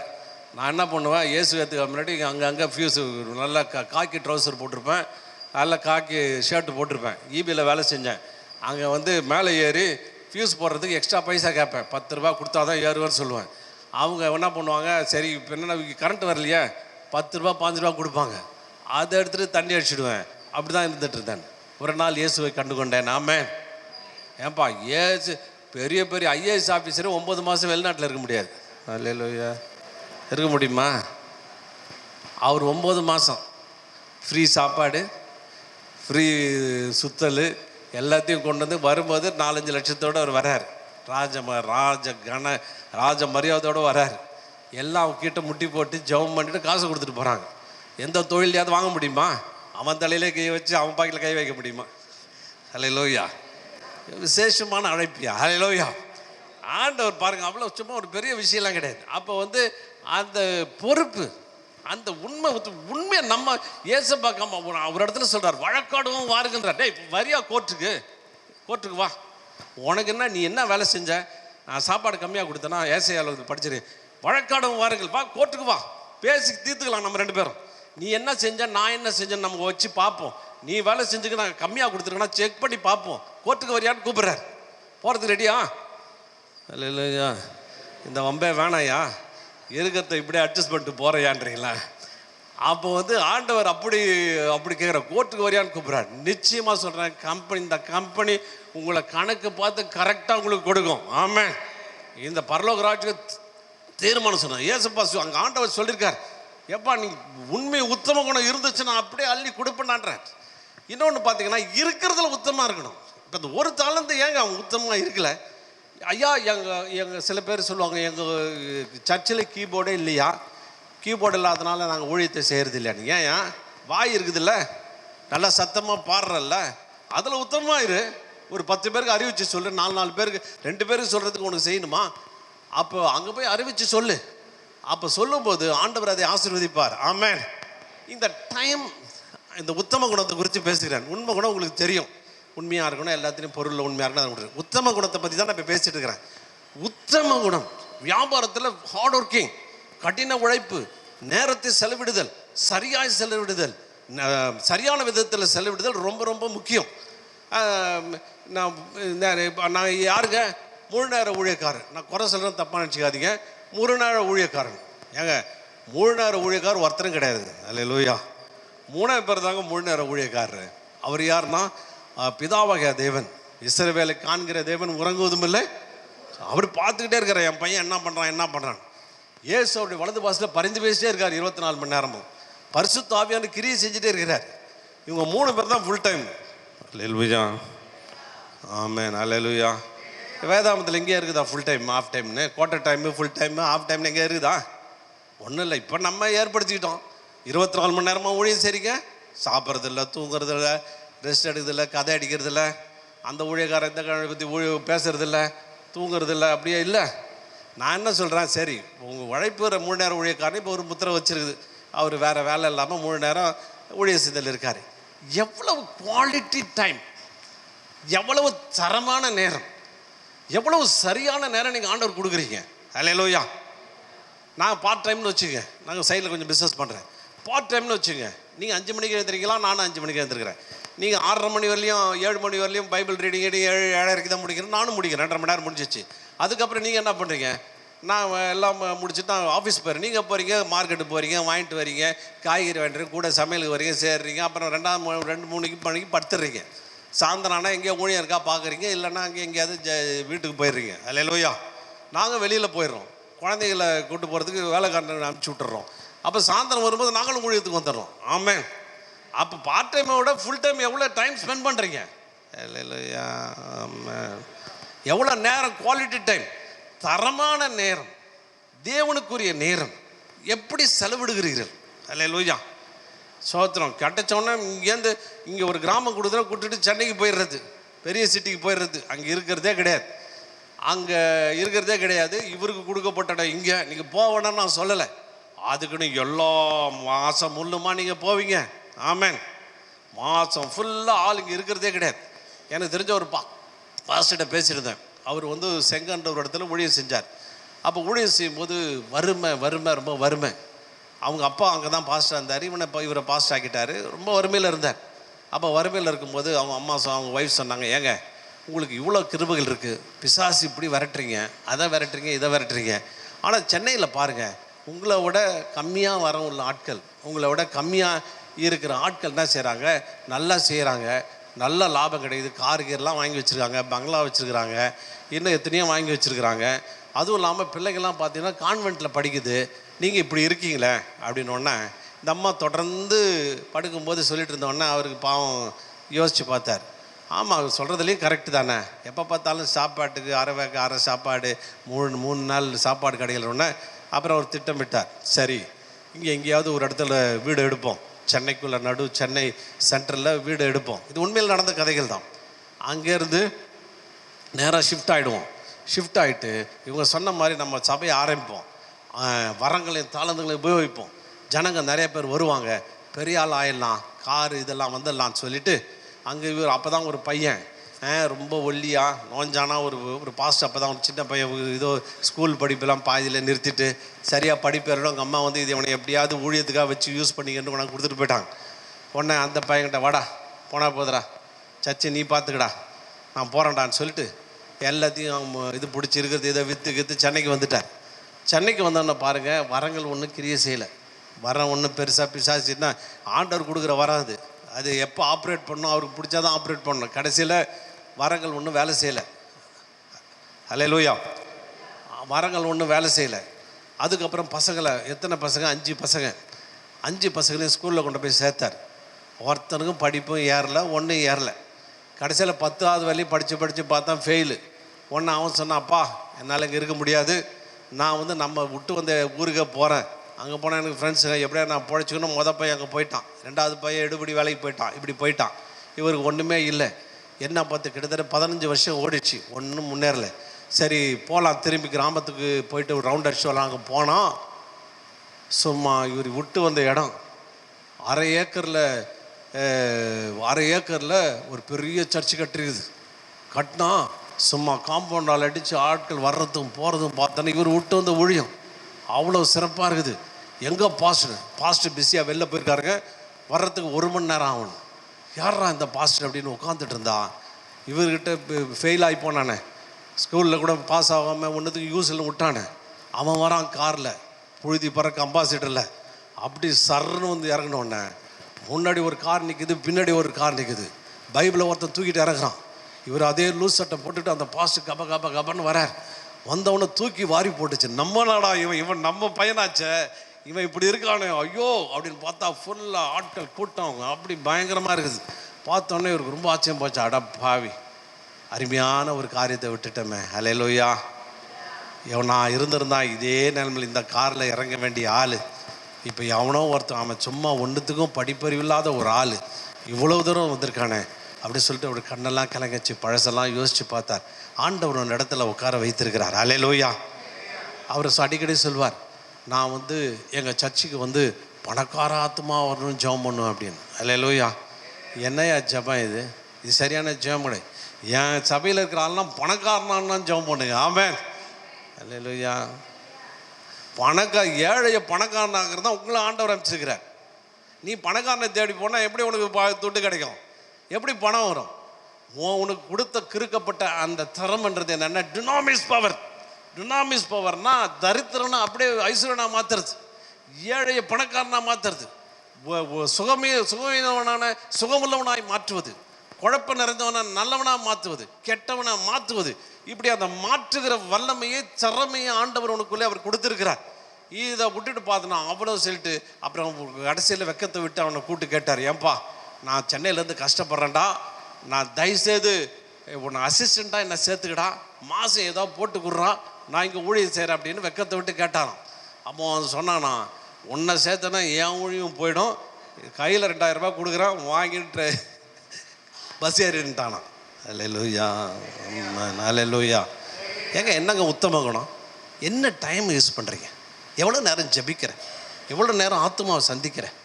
ஒரு ஆத்மா பைபிளை தூக்கிட்டு வெள்ளை இப்போ இன்றைக்கி தான் பாஸ்ட் மீட்டிங்கு நல்லது தான், நீங்கள் வந்தது தப்பு சொல்லலை, எத்தனை அது இதே பாஸ்ட் மீட்டிங் அட்டன் பண்ணுங்க, அதே பொழப்பாக வச்சுக்கிட்டு 30 நாளும் பாஸ்ட் மீட்டிங் அட்டன் பண்ணி நீங்கள் கொடுக்கப்பட்ட சின்ன கிராமம் ஒரு பொறுப்பாக உங்களை கொடுத்துருக்குறார். ஒரு கவுன்சிலரை போட்டால் கவுன்சிலர் அங்கே இருக்க மாட்டார், அவர் எங்கேயோ போயிடுவார். ஏன்னா அவன் துட்டுக்கிட்டு வந்துருச்சு இல்லை, அவர் எங்கேயோ போயிடுவார். நீங்கள் போயிட்டீங்கன்னா அதுக்கு யார் உத்தரவாதம் பண்ணுறது? அதுக்கு யார் பணம் வருதா வரலையா இதான்னு எப்படி கேட்குறது? என்ன பண்ணுறது? ஒன்றுமே புரியல. ஒரு அம்மா என்கிட்ட ஊழியத்து அம்மா சொன்னாங்க, எனக்கு ரொம்ப கஷ்டமாக ஜெபம் பண்ணால் ஒரு பிசாசு பயங்கர தலைவலி, 2 நாளாக தலைவலி. அந்த அம்மாவுக்கு ஜெபம் பண்ணி அது விடுதலை ஆயிடுச்சு. விடுதலை ஆகினோடனே நான் ஒரு நாள் அந்த அம்மா மறுபடியும் ஃபோன் பண்ணிச்சு 1 மாதம் கழிச்சு, ஐயா பிரதர் நீங்கள் இப்போ பண்ணீங்களே எனக்கு சுகம், ஆமாம் ஞாபகம் இருக்குது சொல்லுங்கன்னு. இல்லை எனக்கு ரொம்ப தீராத தலைவலி வந்துடுச்சு அப்படின்னு. நான் சொன்னேன், நான் திருச்சியில் இருக்கேன், நான் எப்படி இங்கே வர முடியும்? என்னால் முடியாதுமா, நான் திருச்சியில் இருக்கேன், நீ ஒன்று செய், யாரோ ஊழியக்காரரில் கூப்பிடு, எல்லாருக்கும் ஆண்டவர் வந்து கிருபையை வச்சுருக்காரு, கூப்பிட்டு ஜெபம் பண்ணுமான்னு. ஓய்ய வேணாம் பாஸ்டர், நான் வந்தால் காணிக்க கொடுக்கணும், ஆனாலும் என்கிட்ட காசு இல்லை காணிக்க கொடுக்குறதுக்கு அப்படின்னு. ஏம்மா என்னம்மா புதுசாக அது, காணிக்க கொடுத்தா தான் பாஸ்டர் ஜெபம் பண்ணுவாங்களா? இல்லை ஒரு வாட்டி அப்படி தான் வந்து என்னை திட்டிட்டு போயிட்டாரு, அப்போ என்கிட்ட பணமே இல்லை, கர்த்தரை கனம் பண்ணலை, ஊழியக்காரரை கனம் பண்ணலை, உனக்கு எப்படி வியாதி போகணுன்னு வேறு திட்டிட்டு போயிட்டாரு, இது வேறு கூப்பிட்டுட்டு இந்த சாபத்தை வேறு நான் வாங்கணுமா? வேணான்னு யோசிக்கிறேன். நான் சொன்னேன், கவலைப்படாதீங்க, எந்த ஊழியக்காரையும் கூப்பிடுங்க, நான் ஃபோனில் என்கிட்ட கொடுங்க, நான் பேசுகிறேன், அவருக்கு எதாவது ஜிபே ஏதோ பணங்கன்னா அனுப்பி விட்றேன், நான் பார்த்துக்கிறேன், கொடுத்துட்றேன், நீங்கள் கூப்பிடுமான்னு. அந்த அம்மா கூப்பிடவே இல்லை. 3 நாள் கழித்து அப்புறம் ஏதோ 1 வாரம் கழிச்சு வந்தேன், அந்த தலைவலியோடு இருந்துச்சு. அப்புறம் ஜெபம் பண்ணோன்னு விடுதலையாச்சு. அப்போ கேட்டேன், ஏன் இவ்வளோ சொன்னேன்? இல்லைங்க, அது நான் ரொம்ப ரிஸ்க்குங்க, அதெல்லாம் ரொம்ப இதுன்னு. நான் கேட்குறேன், பணம் கொடுக்குற இடத்துல தான் ஊழியம் செய்யணும், எல்லாரையும் அப்படி இல்லை, பணம் கொடுக்குறது தான் ஊழியம் செய்யணுமா? உலகத்துக்கு ஒன்று 5 பொருள் வாங்கினா 1 பொருள் இனாமா கொடுக்குறான், 10 வாங்கினா 1 தரான். என்ன இது? என்ன கணக்கு இது? என்ன கணக்குன்னு புரியல. ஏன் இனாமா ஒன்று செய்ய முடியாதா? 3 பேர்ட்டு ஹவுஸ் வச்சுட்டு போகிறீங்க, பணம் வருது, 4வது வீடு இல்லாத ஆள்கிட்ட போங்களேன், அவங்கள்ட்ட சொல்லுங்களேன், ஜெபிங்களேன், ஆண்டவர் இலவசமாக தானே கொடுத்துருக்கிறாரு, ஏன் இலவசமாக கொடுக்குறதுல நீங்கள் அவ்வளோ பிரச்சனை? ஒருத்தர் சொல்கிறாரு, நான் ஜெபம் பண்ண ஹார்ட் வலி சரியாயிடுச்சு, ஆனால் அவர் ஹாஸ்பிட்டலுக்கு போனாக்கா 4.5 லட்சம் கொடுப்பாரு, ஏன்னா எனக்கு சரியாகவே கொடுக்கல. இது ஒரு முனமுனைப்பு. அல்லேலூயா. ஏங்க அவன் டாக்டர் படிக்கிறதுக்கு 1 கோடி ரூபாய் செலவு பண்ணுறான், இரவு பகலாக சில பேர் 18 மணி நேரம் படிக்கிறான், 20 மணி நேரம் படிக்கிறான். அப்படி படித்து தான் டாக்டர் ஆகிறான். இல்லையா? எத்தனை பேர் இப்படி படித்து டாக்டர் ஆகிட்டீங்க? நீங்கள் ஃப்ரீயாக டாக்டர் ஆகிட்டீங்க. ஆமேன். கொடுத்ததே ஃப்ரீ. ஆமேன். இந்தாப்பா எடுத்துக்குப்பான்னு கொடுக்குறாரு. இது என்ன காசு போட்டு விற்கிறது? அல்லையா? இந்த கணக்கெல்லாம் போட்டிங்கன்னா அவர் வேறு மாதிரி கணக்கு பார்ப்பார். ஆமேன். வேறு கணக்கு அவர் போட்டுருவார். என்ன அவர் ஜெபம் பண்ணாரா, இவர் என்னமோ சரி பண்ண நரம்பை கண்டுபிடிச்சி 15 வருஷம் கண்டுபிடிச்சி நரம்பை கண்டுபிடிச்சி ஆப்ரேஷன் பண்ணி சரி பண்ணிட்ட மாதிரி ஒரு பேச்சு. இலவசமாக பெற்றுக்கல, இலவசமாக கொடுங்க. நீங்கள் இலவசம் இங்கே கொடுத்தா வேற எங்கேருந்து ஆண்டவர் உங்களுக்கு அனுப்புவார். அல்லேலூயா. அங்கே ஊழியம் செய்ய 10 ரூபாய் கிடைச்சிக்காது. ஆனால் வேறு இடத்துலேருந்து தெரியாத ஆள் செய்யாத இடத்துலேருந்து தேடி வந்து உனக்கு பணத்தை கொடுப்பான். நீங்கள் எத்தனை அனுபவிச்சிருக்கீங்க, எத்தனை பெற்றுக்கிட்டு இருக்கீங்க. ஆனால் உங்களுடைய டார்கெட் என்ன? எந்த இடத்த நான் உத்தம குணம் டைம் கரெக்டாக நீங்கள் பாருங்கள். எவ்வளோ நேரம் ஊழியம் செய்கிறீங்க. ஞாயிற்றுக்கிழமை நான் எத்தனையோ பாஸ்டர் தெரியும், ஞாயிற்றுக்கிழமை கூட ஒரு 15 நிமிஷம் பிரசங்கம் பண்ணுறது, அது கூட வேற ஆளை போடுறது. அப்போ 7 நாள் என்ன 21 நாள்னா கலெக்ஷன் தான். சோத்திரம். கலெக்ஷனுக்காக மைண்டை செலுத்திட்டு போனீங்கன்னா ஆண்டவர் எப்படி உங்களை பிளஸ் பண்ணுவார், எப்படி ஆசீர்வதிப்பார், எப்படி கொடுப்பார்? ஏன் அவர் கேட்பார், என் வேலையை செய்யலப்பா, நீ என் வேலை என்ன செஞ்ச? ட்ராக்ஸ் கொடுத்தியா? இயேசுவை பற்றி கேட்டால் மைக் இல்லை, கேட்டால் ஆர்கன் இல்லை, கேட்டால் அது இல்லை, கேட்டால் இது இல்லை அப்படின்னு. ஆண்டவர் சில பேர் சொல்லுவாங்க, பணம் இருந்தால் நல்லா ஊழியம் பண்ணலான்னு. யோ இல்லைப்பா, நீ பணம் வந்து நீ ஊழியம் செஞ்சால் பணம் தன்னால் வரும். ஆமென். அல்லேலூயா. பணம் உன்னை தேடி ஓடி வரும். கணக்கெல்லாம் போடாதீங்க. இது இயேசப்பா உங்களுக்கு வைத்த ஊழியம். நீங்கள் ஜனங்க கொடுக்குறதில்ல பணம், பரலோகம் உங்களுக்கு தருது. பரலோகம் உங்களுக்கு நிறைவாக தரப்போகுது. அதற்காக திட்டமிடுங்க, பிளான் பண்ணுங்க, போடுங்க. உங்கள் ஊரில் இத்தனை ஆத்மா இருக்குது, இத்தனை பேர் இருக்கிறாங்க, எப்படி சந்திப்பேன், எப்படி இவங்களுக்கு இயேசுவை கொண்டு போவேன், இவங்க பிரச்சனை எப்படி தீர்த்து வைப்பேன் நீங்கள் யோசிங்க. இயேசப்பா உங்களை இயேசு ஆண்டவர் உங்களை அதிகமாக ஆசீர்வதிப்பார். ஆமென். வியாபாரம் பண்ணுறோம். பார்த்தீங்கன்னா டார்கெட். ஒரு பையனை பார்த்தா போன வருஷம் நான் 5 கோடி டர்ன் ஓவர் பண்ணுங்க. இந்த வருஷம் ஒவ்வொரு மாதமும் 1 கோடி சம்பாதிக்கணும் டார்கெட் வச்சுருக்கிறேன். 12 கோடி. அப்போ வியாபாரம் பண்ணுறான். பார்த்தீங்கன்னா அப்படியே எக்ஸ்பனன்ஷியலாக அப்படியே பெருக்கத்தை கொண்டு போகிறான். இவ்வளோன்னு கேட்குறான். அவன் திருப்தி அடைய மாட்டான். அவன் போயிட்டே இருக்கிறான். அவனுடைய தரிசனம் பெருசாக இருக்குது. வியாபாரம் பண்ணின்னு சொல்லப்பட்டிருக்குது. இது காஸ்பல் வந்து ஒரு வியாபார நோக்கில் பாருங்க. வியாபார நோக்கில் நான் தப்பாக எடுத்துக்காதீங்க. இதை வந்து பெருசு பண்ணுங்க. ஹல்லேலூயா. சரி, அப்போ இவங்க 2 பேரும் அவங்க வந்து ஆண்டவர் சொல்கிறாரு, நீ வந்து 2 பேரை கூட்டு கணக்கு கேட்குறாரு. முதல்ல 5 காத்தம் வந்தோன்னே சொன்ன, ஆண்டவரே நான் செஞ்சேன், இதோ உம்முடையதை வாங்கி கொள்ளும். ரொம்ப பொலைட்ட பேச்சே கிடையாது. டக்குன்னு சொன்னால் அவர் சொல்கிற உண்மை ஒத்து இல்லை. கொஞ்சம் தான் கொடுத்தது, கொஞ்சம் தான். நான் இது கொஞ்சன்றதை கொஞ்சம் பார்த்தாக்க இந்த தினார், அதாவது தாளந்து வந்து 45 கிலோ வெள்ளிக்கு கணக்கு சொல்கிறாங்களாம்.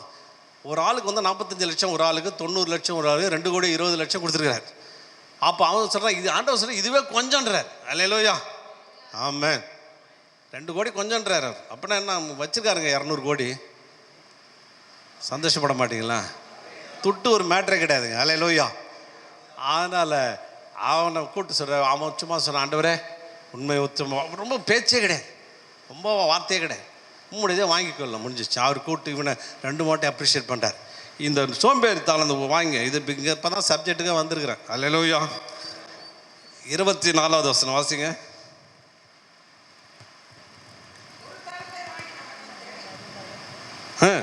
ஒரு தாளந்தை வாங்கினவன் வந்து, ஆண்டவனே நீர் விதைக்காத இடத்தில் அறுக்கிறவரும் தெளிக்காத இடத்தில் சேர்க்கிறவருமான கடினமுள்ள மனுஷன் என்று அறிவேன்.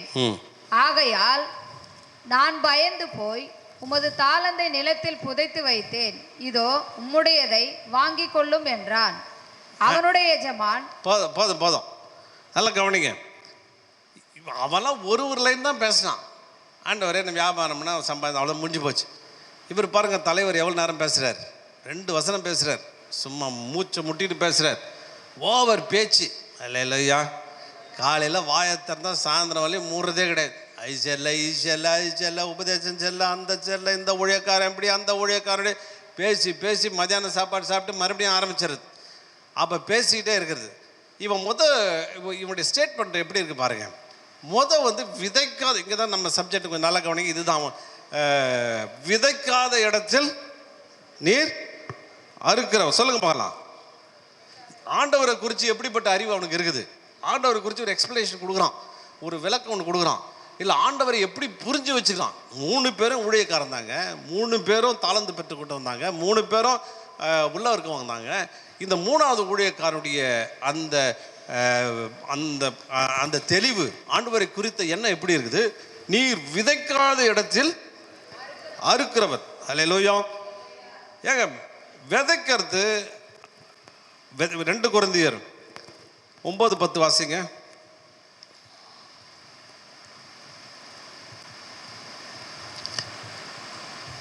விதைக்கிறவனுக்கு விதையையும் புசிக்கிறதற்கு ஆகாரத்தை அளிக்க. கவனிங்க. அல்லேலூயா. விதை அவர் விதைக்க மாட்டாருங்க. நல்லா கவனிக்கல, நான் தெரியல. அவர் விதைக்க மாட்டார். இந்த கிராம ரட்சிக்க பண்ணாண்டவரே அப்படின்னு சொல்லிட்டாக்க அவர் விதைய வச்சு ஆத்மா அறுவடை பண்ணி உங்ககிட்ட கொண்டாந்து கொடுப்பாரு, நீ காணிக்க வாங்கிட்டு உட்காந்துருக்கலாம்னு யோசிப்பீங்களா? விதைக்கிறது அவர் விதைக்க மாட்டார். நல்லா கவனி, எங்கே வேதத்தில் இப்படி போட்டிருக்குது? இது என்ன போட்டிருக்குது? விதைக்கிறவனுக்கு விதையை தான் கொடுப்பார். அல்லேலூயா. ஆமென் ஆமென். அல்லேலூயா. விதைக்கிறவனுக்கு சீடு கொடுப்பார்.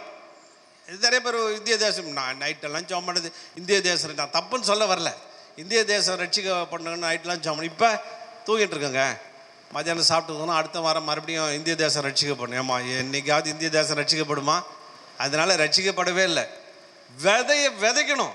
நீ என்ன பண்ண போற? தூங்க போற? ஜெபம் பண்ணி முடிஞ்சா ஏங்க அவர் உங்கள்கிட்ட ஊழியத்தை கொடுத்து நீ செய்யினா நீ என்ன பண்ண? அவர்கிட்ட திருப்பி கொடுத்துட்டு ஐயா நீங்கள் போய் ஆளை கூட்டுவாங்க, ஆத்துமா கொண்டு வாங்க, எங்கே கொண்டு வாங்க, நம்பர் 18 குறுக்கு தெரு கொண்டு வாங்க, நான் மேய்ச்சிக்கிறேன், நான் பார்த்துக்கிறேன் அப்படின்னா அது எந்த விதத்தில் அது சரியாகும்? விதைக்கிறோம். நைட்டு நீ போய் ஜெபிச்சின்னா ஆண்டவரே எனக்கு விதை வேணும், இதோ அந்த சகோதரி புதுசாக வந்துருக்குது, கண்ணீரோடு இருக்குது, எனக்கு விதை கொடுங்க அப்படின்னா தேவன் நல்ல வார்த்தைகளை கொடுப்பார். எப்போ இந்த வார்த்தை எடுத்துன்னு போய் சொல்லு, இந்த வார்த்தை எடுத்துகிட்டு அங்கே போய் போதி அதை சொல்லு, இந்த வசனத்தை சொல்லு, இல்லை ஒரு வசனத்தை கொடுப்பார், மனபாரத்தை கொடுப்பார். நீ போய் அங்கே மீட் பண்ணும்போது அறுவடையை பெற்றுக்கொள்ள முடியும்.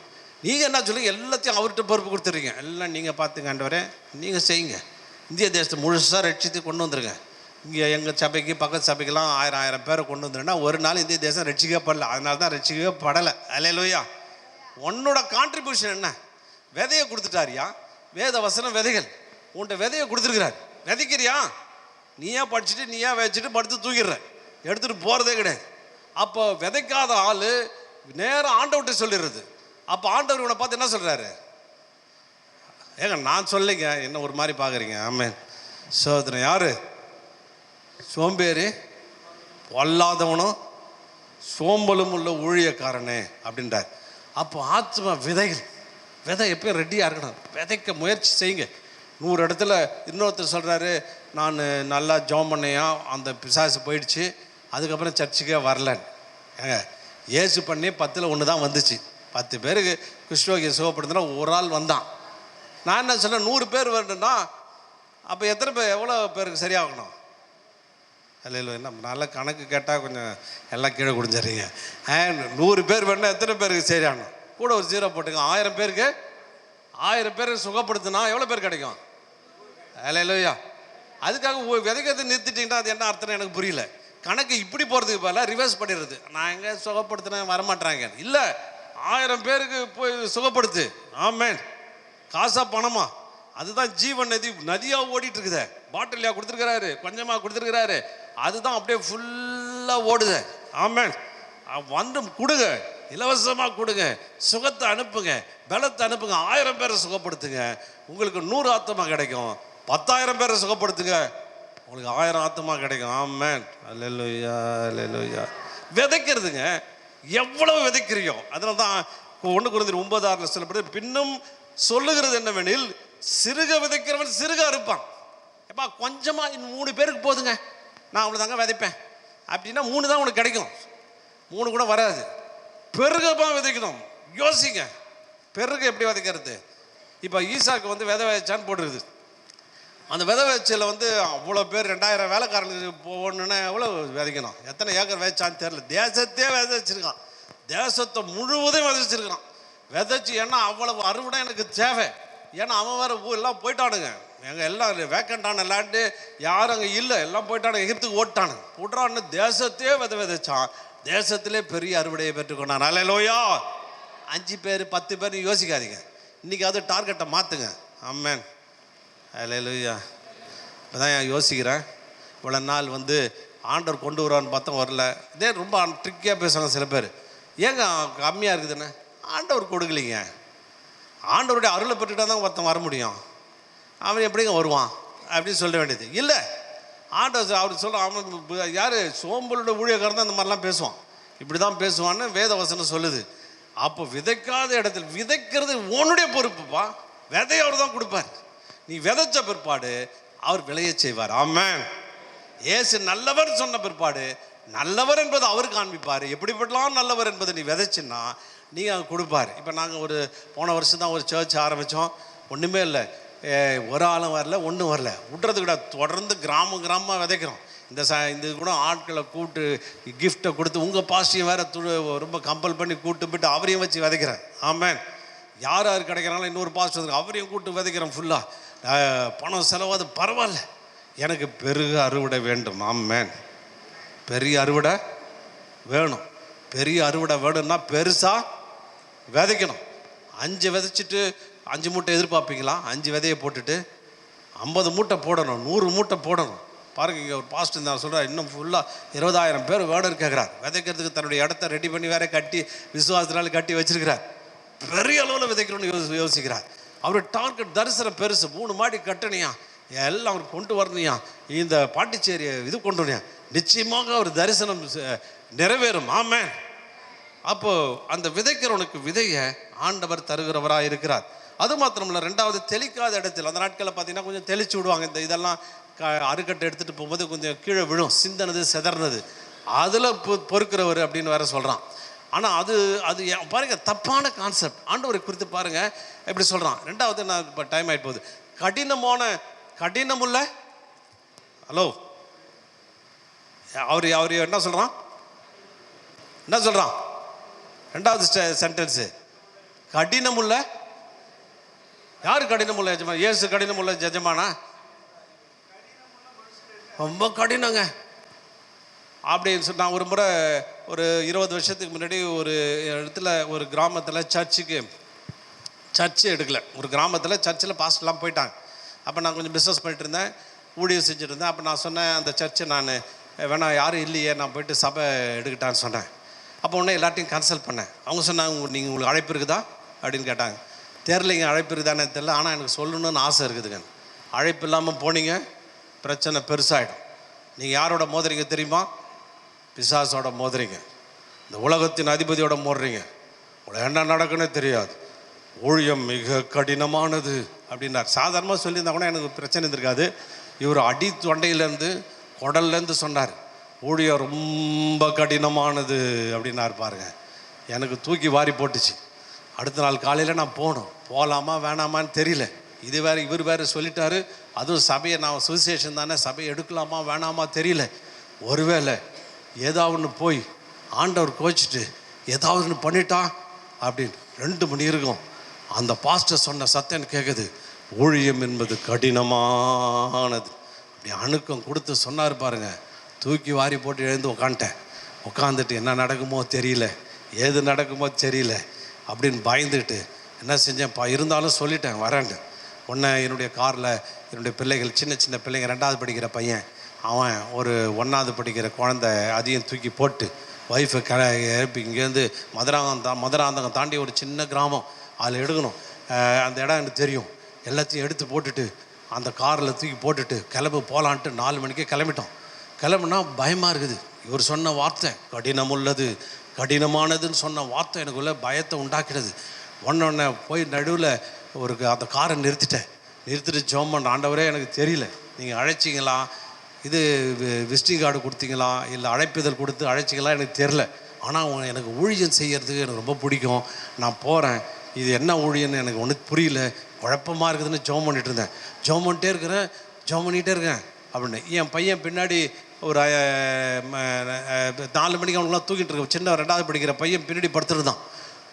திடீர்னு எழுந்து பட்டாலும் ஒரு அட்டியை முதுகிலே வச்சுட்டு, டாடி அங்கே ஒரு தூதன் வந்து நின்றுக்கிட்டு போ போ போ போன்றான்.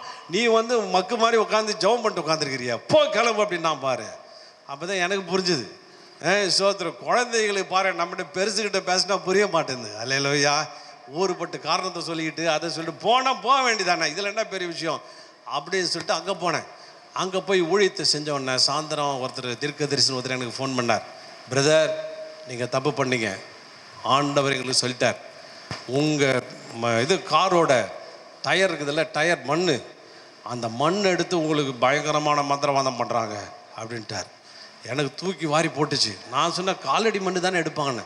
இல்லை, இப்போ அட்வான்ஸ் ஆகிட்டாங்க, காலடி மண் எடுத்துட்டாங்க. காலடி மண் எடுத்துகிட்டு உனக்கு மந்திரவாதம் பண்ணுறாங்க. காரு போய் சேருமான்னு எனக்கு தெரியல, ஆக்சிடெண்ட் ஆகிடுன்னு எனக்கு ரொம்ப ஆண்டவர் உணர்த்துறாருனார். எனக்கு இருக்கிற கொஞ்சம் நஞ்சமாக இவருக்கு இது பண்ணதில் இன்னும் பீதி ஆயிடுச்சு. என்னடா இதுன்னு நடுக்கத்தோடு வந்தேன். ஆனால் அடுத்த வாரம் போய் ஆகணும். நான் சொன்னேன், நான் பாஸ்டர்கிட்ட போய் சொன்னேன், வேணாங்க எனக்கு இல்லைங்க, நீ யாரையும் அனுப்பிடுங்க. ஐயோ நீ சொல்லிட்ட, திருப்பி மாற்றாத. நான் தானே சொல்கிறேன் பாஸ்ட், நீ போன்னு. உன்னை இந்த வாட்டி என்ன பண்ண உஷாரா, இவன் காலடி மண் இது டயர் மண் எடுக்கிறானே, இப்போ நைஸாக என்ன பண்ணால் தார் ரோட்லேயே நிறுத்திடணும். போய் மண்ணில் நிறுத்தினா தானே மண் எடுக்கிறான். நம்ம கரெக்டாக நல்லா சிமெண்ட் தரையாக பார்த்து நல்லா தார் ரோடு இருந்து பாருங்கள். தூரத்தில் தார் ரோட்டை நிறுத்திட்டேன். எனக்குள்ள திருப்தி, மண் எடுக்க முடியாது, அவ்வளோதான்டா போடா அப்படின்னு சொல்லிட்டு போய் முடிச்சுட்டு வந்தேன். மறுபடியும் பாஸ்டர் ஃபோன் பண்ணார். நான் சொன்னேன், ஏன் போனீங்க அப்படின்னு கேட்டின்னு, வேறு அவர் தீர்க்கதரிசி, ஏன் போனீங்க அப்படின்னு கேட்டார். இல்லை இல்லை பாஸ்டர், நான் என்ன பண்ணிட்டேன், நல்லா தார் ரோடு நிறுத்திட்டு மண்ணெல்லாம் எடுக்க முடியாது பாஸ்டர். இல்லை அந்த டயரில் இருக்கிற மண்ணை தட்டி எடுத்துட்டாயா.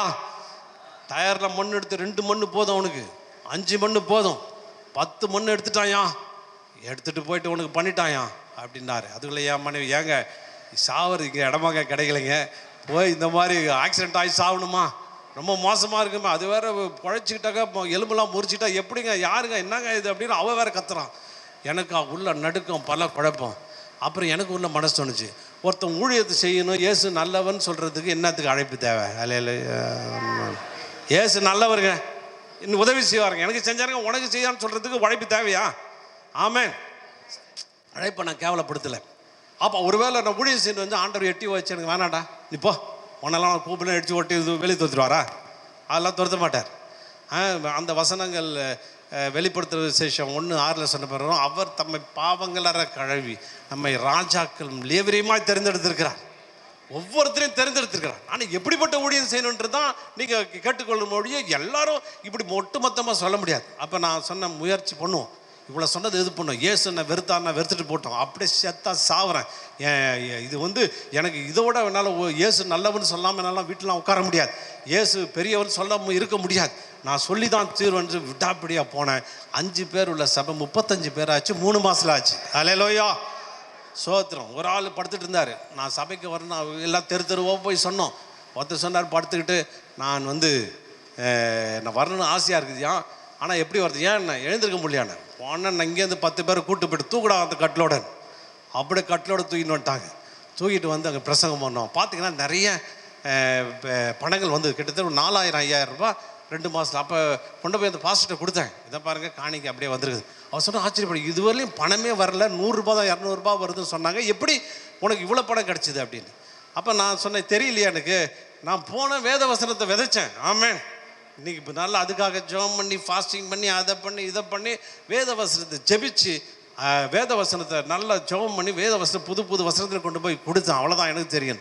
அப்புறம் நான் அங்கே விசாரித்தேன், முன்னாடி இருந்த பாஸ்டங்க என்ன சொல்லுவாங்கன்னு. அவங்க சொல்லுவாங்க, பிரசங்கெல்லாம் பண்ணுறது கிடையாதுயா, வந்தவொடனே பஞ்சப்பாட்டு தான், எனக்கு சரியில்லை, ஸ்தாபனம் எனக்கு உதவி செய்யலை, என் பிள்ளைங்களுக்கு படிப்பு இல்லை, ட்ரெஸ் இல்லை, சாப்பிடல, இப்படி தான் ஏன் சொல்லுவாங்க. நாங்கள் ஏதோ இறக்கப்பட்டு கொஞ்சம் காசு கொடுப்போம், அப்படி தான் ஏன் பண்ணுவாங்க. நீங்கள் வந்து தான் ஏன் வசனத்தை போதிக்கிறீங்க. நான் எல்லோரும் தப்பு சொல்கிறேன் நான். அப்போ வசனத்தை போதிக்கிறீங்க. அப்போ வசனன்றது மிகப்பெரிய ஒன்று. ஹல்லேலூயா. ஒரு அம்மா ஆடுலாம் இது கோழியெல்லாம் கொண்டு வந்து கொடுக்குது. அம்மா காரில் இதெல்லாம் எடுத்துகிட்டு போக முடியாதும்மா, நீங்கள் வச்சுக்கமானே கேட்க மாட்டேது. ஐயா நான் விருப்பப்பட்டு கொடுக்குறேன். நிறைய பேருக்கு ஒரு ஆள் 500 ரூபா கொண்டு கொடுத்தான். எப்படா கொடுத்தேன்னா, இது மாதிரி கை தூக்கலை, நான் கல் தைச்சேன், எனக்கு கை சரியாயிடுச்சு ஜெபம் பண்ண உடனே, அப்படி ஆண்டவர் தரையும் மிரக்கல் அனுப்பிட்டா. ஆமென். ஹல்லேலூயா. நம்ம விதைக்கணும்யா, விதைச்சா அறுவடை நிச்சயம் உண்டு.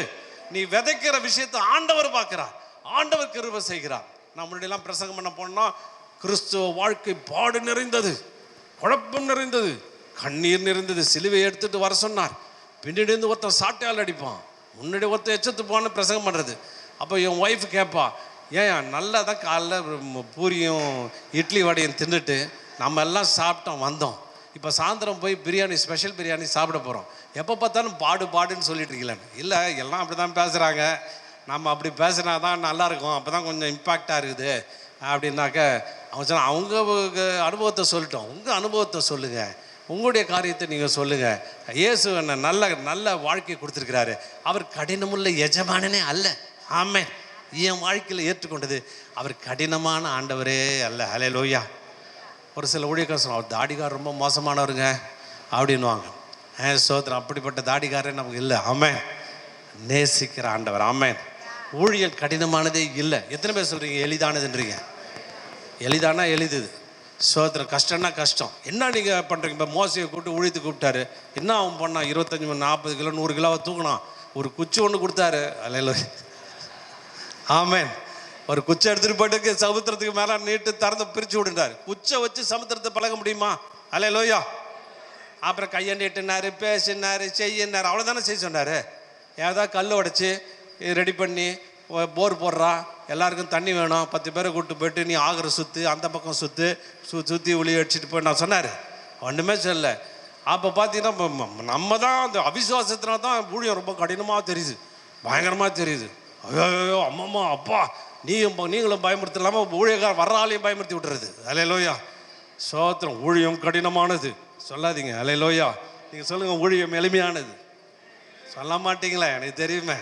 சோத்திரம். மனசு வந்து சொல்ல மாட்டீங்களா? ஏன்னா எல்லாரும் சீப்பாக நினச்சிடுவான்னு யோசிக்கிறீங்க. இல்லை, சொல்லுங்கள், ஊழியம். நான் ஊழியம் சொல்லுங்கள், நீங்கள் எளிமையானது சொல்லுங்கள். ஊழியம் எளிமையானது. ஆமென். அல்லேலூயா. இந்த வேலை வெறி கம்பெனியில் செஞ்சு பாருங்க, 10 பைசா தரமாட்டான், 2000 ரூபாய்க்கு தரமாட்டான். சொத்திரம். ஊழியன்னு சொல்லிட்டு நல்லா தூங்குறீங்க, எல்லாரையும் சொல்ல எல்லாம் போகிறீங்க, அங்கே போகிறீங்க, ஊராக சுற்றுறீங்க, போயிட்டு வரீங்க, எல்லாம் செஞ்சுட்டு இருக்கிறீங்க. யார் கணக்கு கேட்குறாங்கள? எவ்வளோ நேரம் செஞ்சப்பா, எவ்வளோ ஜெபம் பண்ண, யாருக்கு? ஆனால் உண்டு, ஒரு நாளைக்கு கணக்கு இருக்குது.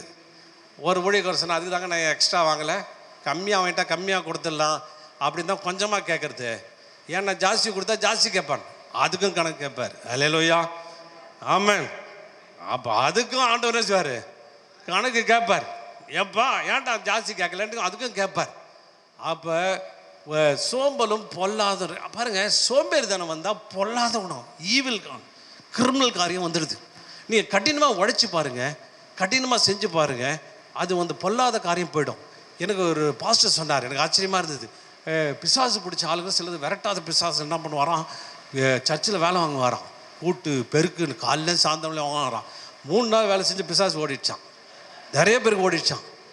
ஏன்னா வேலை செஞ்சாவே பிசாசு, ஏன்னா சும்மா உட்காந்தானே மைண்டு குறுன்னு யோசிக்குது, அங்கே யோசிக்குது, இங்கே யோசிக்குது, இங்கே போகுது, நார்த் இந்தியா போகுது, சவுத் இந்தியா போகுது, பல இடத்துக்கு போய் செஞ்சுட்டு இருக்குது. அப்போ இங்கேயும் அங்கேயும் யோசிக்கிறதுனால தான் மூளை வந்து வேலை செய்யுது. அதனால் நல்ல உட்காந்து நோட் புக்கை எடுங்க. அல்லேலூயா. ஏதாவது திட்டம் போடுறீங்களா? ஒன்றும் கிடையாது. திட்டத்தை எழுதுங்க. உங்கள் கிராமத்தில் எத்தனை பேர் இருக்காங்க, எப்படி சந்திக்கணும், என்ன பண்ணணும், ஏது பண்ணணும், எவ்வளோ ஆத்மா, உங்கள் தரிசனம் என்ன, எழுதுங்க. அதை குறித்து வச்சு செயல்படுங்க. நீங்கள் ஊழியக்காரர் தான், ஆண்டவருக்காக எவ்வளோ நேரம் செஞ்சீங்க? அங்கே தான் நான் கேட்கறது வந்து, நான் அதை உங்களை வந்து எதுவும் சொல்ல விரும்பல. தரமான நேரம், குவாலிட்டி டைம், சரியான நேரம், எவ்வளவு ஆண்டவருக்காக உபயோகப்படுத்தினீர்கள். ஐயோ ஃபாஸ்டிங் இருக்குன்னு ஊரெல்லாம் சொல்லிடலாம். ஆனால் ஃபாஸ்டிங் தான் சொந்த வேலை, மனசு எங்கே போச்சு, என்ன எங்கே போச்சு, உள்ளான காரியம் என்னன்னு ஆண்டவருக்கு தெரியும். அவருக்கு தெரியும். டைம் பீஸில் அவர் போட்டு வச்சுருப்பார். நீ பேசுகிறதெல்லாம் ரெக்கார்ட் பண்ணுறார், எல்லாத்தையும் உங்களுடைய எல்லா காரியத்தையும் ரெக்கார்ட் பண்ணி வச்சுருக்கிறார். ஊழியன் வந்துட்டு கதை பேசிக்கிட்டு, அதை பேசிட்டு, இதை பேசிட்டு போயிடுறார். எத்தனை பேருக்கு சத்தியம் சொன்னேன், எத்தனை பேருக்கு இயேசு பற்றி சொன்னேன், எத்தனை பேருக்காக ஜெபம் பண்ண, எத்தனை பேருக்கு கொண்டு வர முயற்சி செஞ்ச, எத்தனை பேருக்கு நீ உன்னால் என்ன ஆனந்தம் செஞ்ச, அதை அவர் நேரத்தை கணக்கெடுப்பார். அல்லேலூயா. பேசுறத கணக்கெடுக்கிறான்னா ஊழியம் செய்கிறதையும் கணக்கெடுப்பார். கணக்கெடுத்துட்டு உனக்கு வட்டியும் முதலும் போட்டு நிச்சயமாக இந்த தேவன் கொடுத்தே தீருவார். ஆமென். அவர் ஏமாற்றப்பட்டார், உண்மையின் தேவன். மனுஷனா அவர் கரெக்டாக நேரத்தை கணக்கு பண்ணி உன் வாழ்க்கையில் போட்டுடுவார். அப்போ சோம்பேறித்தனம் 2 ஊழியக்காரர். சோம்பேறி ஊழியக்காரன் ஒருத்தன், சுறுசுறுப்பான ஊழியக்காரன் ஒருத்தன். சுறுசுறுப்புனா டைம் அட்டி கட்ட வேலை செய்கிறது. இன்னும் இதில் பார்த்தீங்கன்னா சில ஆங்கில வேதாகமத்தில் ஸ்லாத்ஃபுல் சர்வன்ட் போட்டுருது. ஸ்லாத்து பார்த்துருக்கீங்களா? ஸ்லாத்துனா என்ன? தேவாங்க. அல்லேலூயா. தேவாக்கு பார்த்தீங்கன்னா மரத்து மேலே ஏறும்போது ஒன்று ஒன்றா பிடிச்சி ஏறும். ஒரு கலையில் காலை வைக்கும், அடுத்து ஏறும். நான் யூடியூப்பில் ஒன்று பார்த்தேன், அந்த ஸ்லாத் எப்படி இருக்குது. ஒரு பாம்பு, மலைப்பாம்பு வருது, அது பாருங்கள் அப்பயும் பொறுமையாக தான் போகுது. கொஞ்சம் வேகமாக ஏறி பக்கத்து கலைக்கு போனால் போகல, இது பின்னாடியே வந்து லபக்குன்னு பிடிச்சிட்டு போயிடுது. ஸ்லாத்து ஸ்லோவாக செய்கிறது. அல்லேலூயா. ஒரு ட்ராக்ஸை ஒருத்தருக்கு கொடுக்கலாம், ஒரே டைமில் 10 பேருக்கு கொடுக்கலாம். எதுலேயும் ஸ்லாத்து சோம்பேறித்தனமா, பொறுமையாக, வேண்டா வெறுப்பா, அசதியாக செய்கிறவன் சபிக்கப்பட்டவன் போகுது. அசதியாக செய்கிறது. உங்களுக்கு ஒரு வேலைக்கு விட்டுட்டு ஒரு ஆள் சோம்பேறித்தனம், எங்கள் இதில் கன்ஸ்ட்ரக்ஷன்லாம் தான் நடக்கும். பொறுமையாக கல் எடுப்போம், அப்படி கொஞ்ச நேரம் 5 நிமிஷம் பார்ப்போம், எடுத்து தலைமையில் வைப்போம், அப்படியே நடப்போம், நிலவில் நடக்கிற மாதிரி நடப்போம். போய் எவ்வளோ நேரம் கடத்தணுமோ அவ்வளோ நேரம் கடத்துவோம். அதுதான் ஸ்லாத்ஃபுல். வேலை செய்கிறான், ஆனால் ரொம்ப ஸ்லோன்னா டெட் ஸ்லோ, ரொம்ப அப்படியே பொறுமையாக நடக்கிறது. அப்போது என்ன ஆகுதுன்னா மைண்டு கெட்டு போகுது. மனசு வந்து என்ன செய்யுது, இதை குறித்து பெரிய ஆராய்ச்சிலாம் பண்ணியிருக்காங்க. ஒரு மிலிட்ரி பேஸில் வந்து அவங்க ப்ரைஸ் கொடுப்பாங்க. எந்த கேம்பெயினில் மிலிட்ரி வந்து பல ரெஜிமெண்ட்டாக இருக்கும், எந்த ரெஜிமெண்ட்டில் வந்து எந்த ரெஜிமெண்ட்டில் வந்து சண்டை இல்லை, எந்த ரெஜிமெண்ட்டில் பிரச்சனை இல்லைன்னு சொல்லிட்டு அவங்களுக்கு மெடல் கொடுத்தாங்க. அப்போ ஒரு ஆள் ரெஜிமெண்ட்டில் சண்டையே இல்லையா தான். அவங்க கிட்டத்தட்ட 1000 பேர் சிப்பாய்ங்க, இன்னமும் சண்டையே போட்டுலாம் ஆச்சரியப்பட்டாங்களே, என்னடா அது எல்லா இடத்துலையும் சண்டை அடி கடி. ஏன்னா அவனுக்கு குடும்பத்தை விட்டு வந்திருக்கானுங்க, ஏதாவது வெறுப்பில் குடிச்சிட்டு சண்டை அடிச்சுக்குவானுங்க, ஒத்தனை வித்துன்னு அடிச்சுக்குவானுங்க. அடிச்சுட்டு பண்ணுறாங்களே, இந்த ரெஜிமெண்ட்டில் மட்டும் எப்படி இருக்குன்னு அவரை கூப்பிட்டு, என்னங்க ஆச்சரியமாக அது ஒரு சண்டை கூட இல்லையா, இவ்வளோ இதாக இருக்கிறாங்களே எப்படிங்க அப்படின்னு கேட்டாங்களாம். அவர் சொன்னாராம், ஒன்றுமே இல்லைங்க, நான் கரெக்டாக பார்த்தேன், என்றைக்கு சண்டை வருதுன்னு டேட் குறித்தேன், பார்த்தா எல்லாம் லீவு நாளில், சண்டே, கவர்மெண்ட் ஹாலிடே, இதில் தான் சண்டை நடக்குதுன்னு பார்த்த உடனே நான் ஒன்று செஞ்சு ஐடியா பண்ணேன். என்னன்னா, லீவு நாள் ஆனாலும் நான் விட மாட்டேன், காலையில் 6 மணிக்கு எழுந்திருக்கணும், 50 கிலோ மூட்டையை முதுகில் கட்டிட்டு 10 ரவுண்டு அடிச்சுட்டு ரெஸ்ட் எடுத்துக்கிட்டான்னு சொல்லிடுவேன். அவன் 10 ரவுண்டு அடிச்சுட்டு டயர்டில் சண்டை போடாமல் தூங்கிடுவான், எந்த பிரச்சனையும் வரலன்னா. இல்லையா, சண்டை ஏன் வருதுன்னா வேலை செய்யலை. நல்லா வேலை செஞ்சால் டயர்டில் படுத்துறீங்க, 9 மணிக்கு தூக்கம். நைட்லாம் ஏன் தூக்கம் வர மாட்டேங்குது, வேலை செஞ்சால் தூக்கம் வரும். ஆமென், அல்லேலூயா, சோதரம். அவன் சொல்கிற கட்டினம், இந்த சோம்பேறிகளுக்கு தாங்க ஆண்டவர் வந்து கடினமான ஆளாக தெரியுது. கடினமான ஊழியம். சில பேர் கேட்டால் வந்து கடினமான அது சாதாரணமாக சொல்ல மாட்டாங்க, கடினமான பகுதின்றான். நமக்கு அதுக்கப்புறம் பேசவே முடியாது. ஆமாம், இந்த இணுக்கெல்லாம் விட்டுடுங்க, எங்களுக்கு பயமாக இருக்குது கேட்குறதுக்கு. சோத்திரம். கடினமான பகுதின்னு சொல்லாதீங்க, எங்கள் பகுதி எளிதான பகுதின்னு சொல்லுங்கள். சொல்ல மாட்டீங்க, அதெல்லாம் இப்படி தானே கதையை ஓட்டிகிட்டு இருக்கிறீங்க. இப்படியே சொல்லி நான் கடினப்பட்டு உழைக்கிறேன்னு காமிக்கிறதுக்கு. ஏன்னா எளிமையான பகுதினா அப்போ ஏன் ஆளை கொண்டு வருதுன்னு கேட்டுருவாங்க. அதெல்லாம் பயங்கர உஷாராக செய்ய வேண்டியது. அப்போ என்ன செய்யறதோ, உங்கள் பகுதி எளிமையான பகுதின்னு சொல்லுங்கள். அல்லேலூயா. ஏன்னாங்க எருசலேம் வந்து எளிமையான பகுதியா? இயேசுவை அடித்து இயேசு எங்கே பிறந்திருந்தாலும் அவர் சிலுவையில் அடிச்சிருக்க மாட்டாங்க, எச்சத்துப்பி இருக்க மாட்டாங்க, காயப்படுத்திருக்க மாட்டாங்க. எருசலேம் இப்படி கேடுகட்ட பகுதி. அந்த பகுதியில் இயேசு ஆத்தும ஆதாயம் பண்ணினார். அதை விட கடினமான பகுதி உலகத்தில் எங்கேயுமே இல்லை.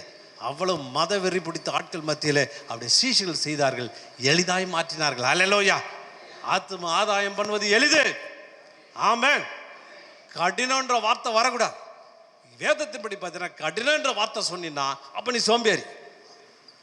அல்லேலூயா. இப்போ சொல்லுங்க, இப்போ ஊழியம் எளிமையானதா? சோத்திரம். எளிமையானது. எல்லாம் சொல்லி பழக்கிற ஆழத்தில் பதிஞ்சிடுச்சு. கடினமான பகுதி கடினமே இல்லை. அது எப்படி இது எளிமையானது? ஆமாம், இந்த நிறைய பேர் ஒத்துக்க மாட்டீங்க, என்ன பண்ணுறதுன்னு தெரில. எனக்கு வசனத்தை தான் நான் போதிக்கிறேன், நான் வேறு எதுவும் சைடில் இருந்து என்னுடைய சொந்த கருத்தில் கிடையாது. கர்த்தர் பார்த்துட்டு இருக்கிறார். எளிமையானது தான் சொன்னால் என்னங்க மைக்கில் அறிவிக்கிறீங்க, பிசாசு ஓடுது அது ஓடுது, இன்னும் பிசாசை துரத்துறதுக்கு அவனே உடுக்க அடித்து சாட்டையை எடுத்து அடிச்சுக்கிறீங்க, வார்த்தைனால துரத்துறீங்க. இது என்ன பெரிய விஷயம்? ஆமாம், கர்த்தர் பூரண கிருபையும் பலனுக்கு டுனாமிஸ் பவரை கொடுத்துருக்கிறார், டுனாமிஸ் வல்லமையை கொடுத்துருக்கிறார். உபயோகப்படுத்துங்கள், திரும்ப உபயோகப்படுத்துங்கள். அது எங்கே உபயோகப்படுத்தணும் அங்கெல்லாம் பண்ணுங்க, எங்கெல்லாம் வாய்ப்பு கிடைக்குதோ அங்கெல்லாம் வாய்ப்பு கிடைத்துங்க. அல்லேலூயா. நிறைய பேர் சொல்லுவாங்க, என்னை ஊழியத்துக்கு கூப்பிடலிங்க, என்னை அழைப்பில்லைங்க, அதனால் என்ன பண்ணுறேன், நான் வீட்டில் படுத்து கிடக்கிறேன். இல்லை, எனக்கு வந்து நான் பிஸ்னஸ் பண்ணுறது ஊழியம் செய்யணும்னு ஆசை. 18 இடங்களில் நான் மீட்டிங் ரெடி பண்ணுவேன். எப்படி ரெடி பண்ணால், நானே வீட்டுக்கு போவேன், இங்கே பிரேயர்ஸில் வைக்கிறேன், அங்கே வைக்கிறேன், இங்கே வைக்கிறேன், ஓப்பனர் எங்கே கிடைக்குதோ அங்கே டேபிளில் போட்டு 4 பேர் வச்சுருப்பேன். கொண்டு போய் டேபிளில் போட்டு இயேசு குறித்து அறிவிப்பேன். ஆமென். அல்லேலூயா. கல்யாணம் ஆன புதுசில் என் மனைவியை கூப்பிட்டு வந்துட்டான். அவன் சொன்னாங்க, எனக்கு ஹனிமூன் போவீங்கன்னு நினச்சிங்க, நீங்கள் இப்படி கூப்பிட்டு வந்துட்டீங்களா? இதுதான் எங்களுக்கு ஹனிமூன் ஸ்பாட்டே இதுதான். அல்லேலூயா. எளிதானது. ஜாலியாக பண்ணுங்க, சந்தோஷம் பண்ணுங்க, முகமலர்ச்சியோடு பண்ணுங்க. அதோடைய ஆத்ம ஆதாயம் விளையாடப்பட்டது. சில நேரத்தில் பிரசங்கம் பண்ணும்போது அந்த வார்த்தைகள் அவங்க டச் ஆச்சுன்னா முகத்தில் ஒரு பளிச்சுன்னு ஒரு வெளிச்சம் வரும். பிசாசு ஓடும்போது ஒரு வெளிச்சம் வரும். அது பார்ப்பதுக்கு அவ்வளவு சந்தோஷமாக இருக்கும். ஆமென். ஊழியத்தை என்ஜாய் பண்ணுங்க, அனுபவிங்க. அந்த ஊழியம் கடினமானதை நினைக்காதீங்க. இது கடினமே அல்ல. ஆமென். இயேசு வல்லமையை கொடுத்துருக்கிறார், கிருபையை கொடுத்துருக்கார், எல்லாம் கொடுத்துருக்கார். ஏன்னா சோம்பேறி தான் அப்படி சொல்கிறான். அப்போ 5 தாளந்து வாங்கணும், சம்பாதிக்கிறோம் என்ன சொன்னானா? சம்பாதிக்கிறோம் சொல்லணும். இது கடினமான ஊழியம் சொல்லவே இல்லை. அவன் ஃப்ரீயாக சொல்லிட்டு போகிறான், இது உம்முடைய எது வாங்கிக்கொள்ளும். 5 வச்சுருந்தா 5 சம்பாரிச்சிட்டேன். 2.5 கோடி கொடுத்தீங்க, நான் 5 கோடி ஆக்கிட்டேன். 90 லட்சம் கொடுத்தீங்க, 1 கோடி 80 லட்சம் ஆச்சுட்டேன், இந்தாங்க அப்படின்னு திருப்பி கொடுக்குறான். இவன் தான் இவ்வளோ கதை பேசுகிறான். ஆண்டவர் என்னமோ உன்னை ஆண்டவர் விதைக்க சொல்லணுமா, அவர் விதைக்கல, அவர் இது பண்ண. அதனால பயந்து போய். 3வது பயம். ஆமென். பயம்ன்றது ஃபோபியா. என்ன ஃபோபியா? பயம். ஊழியத்தை எதுக்கு பயந்து செய்றீங்க? ஆமென். பயந்தவன் கீழையாத்துக்கு போயிடுங்கன்னு ஆண்டவர் சொல்லிட்டார். கீழையாத்தில் என்ன இருக்குன்னா பிசின் தையெல்லாம் இருக்குது, அமிர்தாஞ்செல்லாம் அங்கே தான் இருக்குது, போய் தடவிட்டு படுத்துங்கன்றார். ஆமாம். அல்லேலூயா.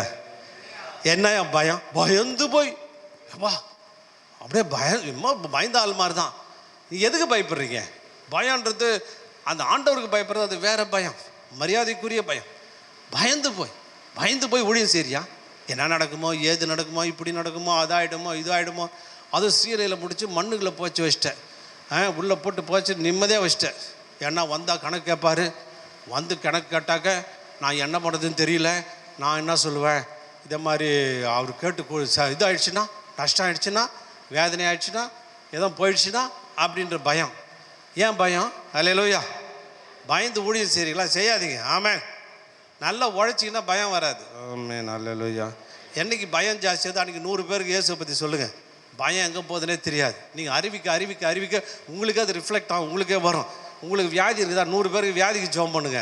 அந்த வசனம் சொல்லும் போதே அது உங்களை டச் பண்ணும், உங்களை சுகப்படுத்தி விடும். ஆமென். அல்லேலூயா. எனக்கு முழங்கால் வலி நிறையா இருந்துச்சு, ஆப்ரேஷன் லெவலில் போச்சு. சில நேரங்களில் முழங்கால் வலி இருக்கலாம், ஜெபம் பண்ணுவேன். பார்த்தா எனக்கு சரியாயிடுச்சு. ஆமென். எனக்கு நிறைய பெரிய ரிலீஃப் ஆண்டவர் கொடுத்தார். அப்போது பயந்து போய். பயம் ஏன் பயம்? பயத்தோடு சரிங்களா? அப்படியே பயந்து போய் அப்படியே நடந்து போய், ஏன்னா தைரியமாக தான் நடங்கலை, அப்படியே கலங்கி போய் நான் ஊழியம் செய்றியான் சொல்லும் போதே அப்படியே பயந்து போய் கலங்கி போய் விசுவாசத்தில் ஊழியம் செய்றியான். என்ன இது விசுவாசத்தில் ஊழியம் இப்படி தானே நிற்கணும்? எதுக்கு விசுவாசத்தில்? அது என்னமோ விசுவாசத்துனா என்ன அர்த்தம்? இப்போ எனக்கு ஒன்றும் இல்லை, தம்பிடிக்கும்படி ஒன்றும் கிடையாது, யாரா ஏதோ போட்டால் செய்வேன்ற மாதிரி போன இல்லை. நீ ஏசப்பாவுடைய ஊழியக்காரன். ஆமென். பயம் என்னத்துக்கு? பயன்ற வார்த்தை உங்கள் அகராதியில் இருக்கக்கூடாது. ஆமென். அதுக்கு பயம், இதுக்கு பயம், எந்த பயமும் கிடையாது. ஏசப்பா உங்களுக்கு துணையாக நிற்கிற ஏசு ஆண்டவர், ஏசு உங்களோடு கூட அவர் இருக்கிறார். அவருக்கு எந்த பயமும் கிடையாது. இன்னொரு மொழிபெயர்ப்பில் போயிட்டு இருக்குது, இதை முடிச்சிடறேன். இன்னொரு மொழிபெயர்ப்பில் போட்டிருக்குது, அதில் இன்னமும் அழகாக போட்டிருக்குது. இந்த இயேசு சொல்கிறத அவர் அழகாக போட்டிருக்கு. என்ன போட்டுருன்னா, ரிஸ்க் எடுக்காத ஊழியக்காரன்னு போட்டிருக்குது. அல்லேலூயா. ஆமென். என்னது? ரிஸ்க் எடுத்தாதாங்க ரஸ்க்கு சாப்பிட முடியும். உலகத்தானுக்கு தெரியுது ரிஸ்க் எடுத்தால் தான் ரஸ்க்கு சாப்பிட முடியும்னு. நமக்கு தெரில. சில பேர் அதில் பார்த்தா சேஃபாக ப்ளே பண்ணுறான். அந்த மெசேஜ் டிரான்ஸ்லேஷனில் அது அழகாக போட்டுருக்குது. சேஃபாக ப்ளே பண்ணுறது. ஏன் பாங்க ஊழிய நடத்தலை? ஆண்டவர் கொடுக்கட்டும், நான் செய்கிறேன். ஏங்க எதுவும் வாங்கலை? ஆண்டவர் கொடுக்கட்டும், ஆண்டவர் கொடுத்தா செய்ய போகிறேன். ஏங்க ஏதாவது செய்யணுமாண்ணே? ஆண்டவர் கொடுக்கட்டுங்க, அது கொடுத்தா நான் செய்ப்பேன். நான் கொடுத்தா நான் கொடுக்காமல் இருக்க மாட்டேன், நான் கெடுப்பேன். ரொம்ப சேஃபாக ப்ளே பண்ணுறது. எதுக்கடா எதையாவது இப்படி செஞ்சு அவர் விட்டுட்டா ஏன் கடன் பிரச்சனை போய் யார் மாட்டுறது, யார் இது செய்கிறதுன்னு சொல்லிட்டு ரொம்ப சேஃபாக. இங்கே ஒரு 4 பேர் ஒரு 50 பேருக்கு ஒரு டேபிளை போட்டு பிரசங்கணும், அதுக்கு காசு யாரை கொடுக்கட்டுங்க, காசு கொடுத்தா நம்ம பார்த்துக்கலாம் அப்படின்னு சொல்லிட்டு ரிஸ்க் எடுக்கிறது கிடையாது. அல்லேலூயா. ஆமென். ஏங்க ஊழியம் எவ்வளோ ரிஸ்க்கு தெரியுமா? ஆமென். போய் ரிஸ்க் எடுக்கிறோம், வாங்கினாலும் பரவாயில்ல. அல்லேலூயா.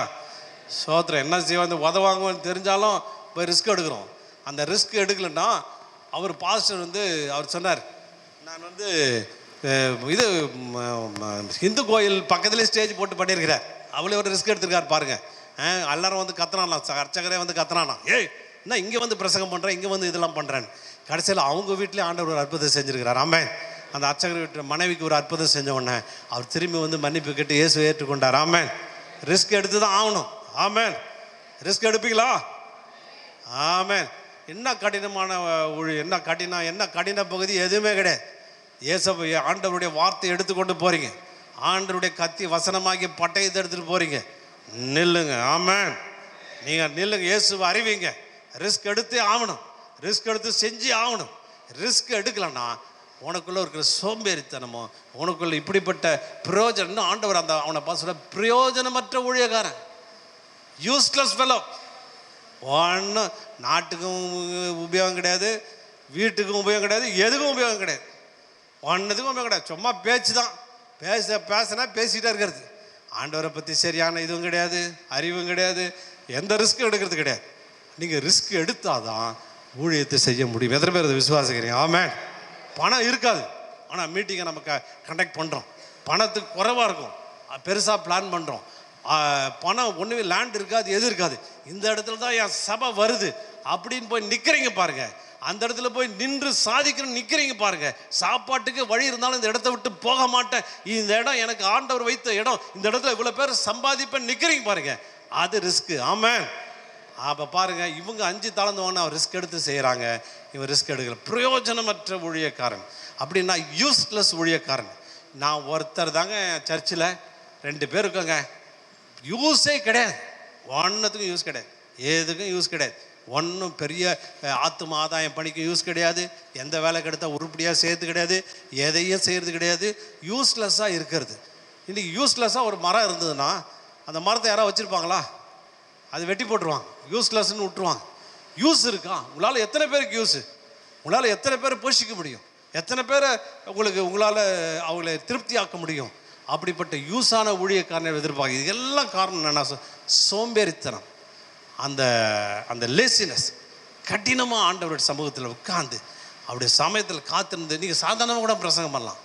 சோத்திரம். இதுக்கு நான் எவ்வளோ புக்கு படித்தேன் தெரியுங்களா? ஒரு பிரசங்கத்துக்கு அவ்வளோ கேதர் பண்ண வேண்டியதாக இருக்குது. போய் அப்படியே பேசிட்டு போயிடலாம்.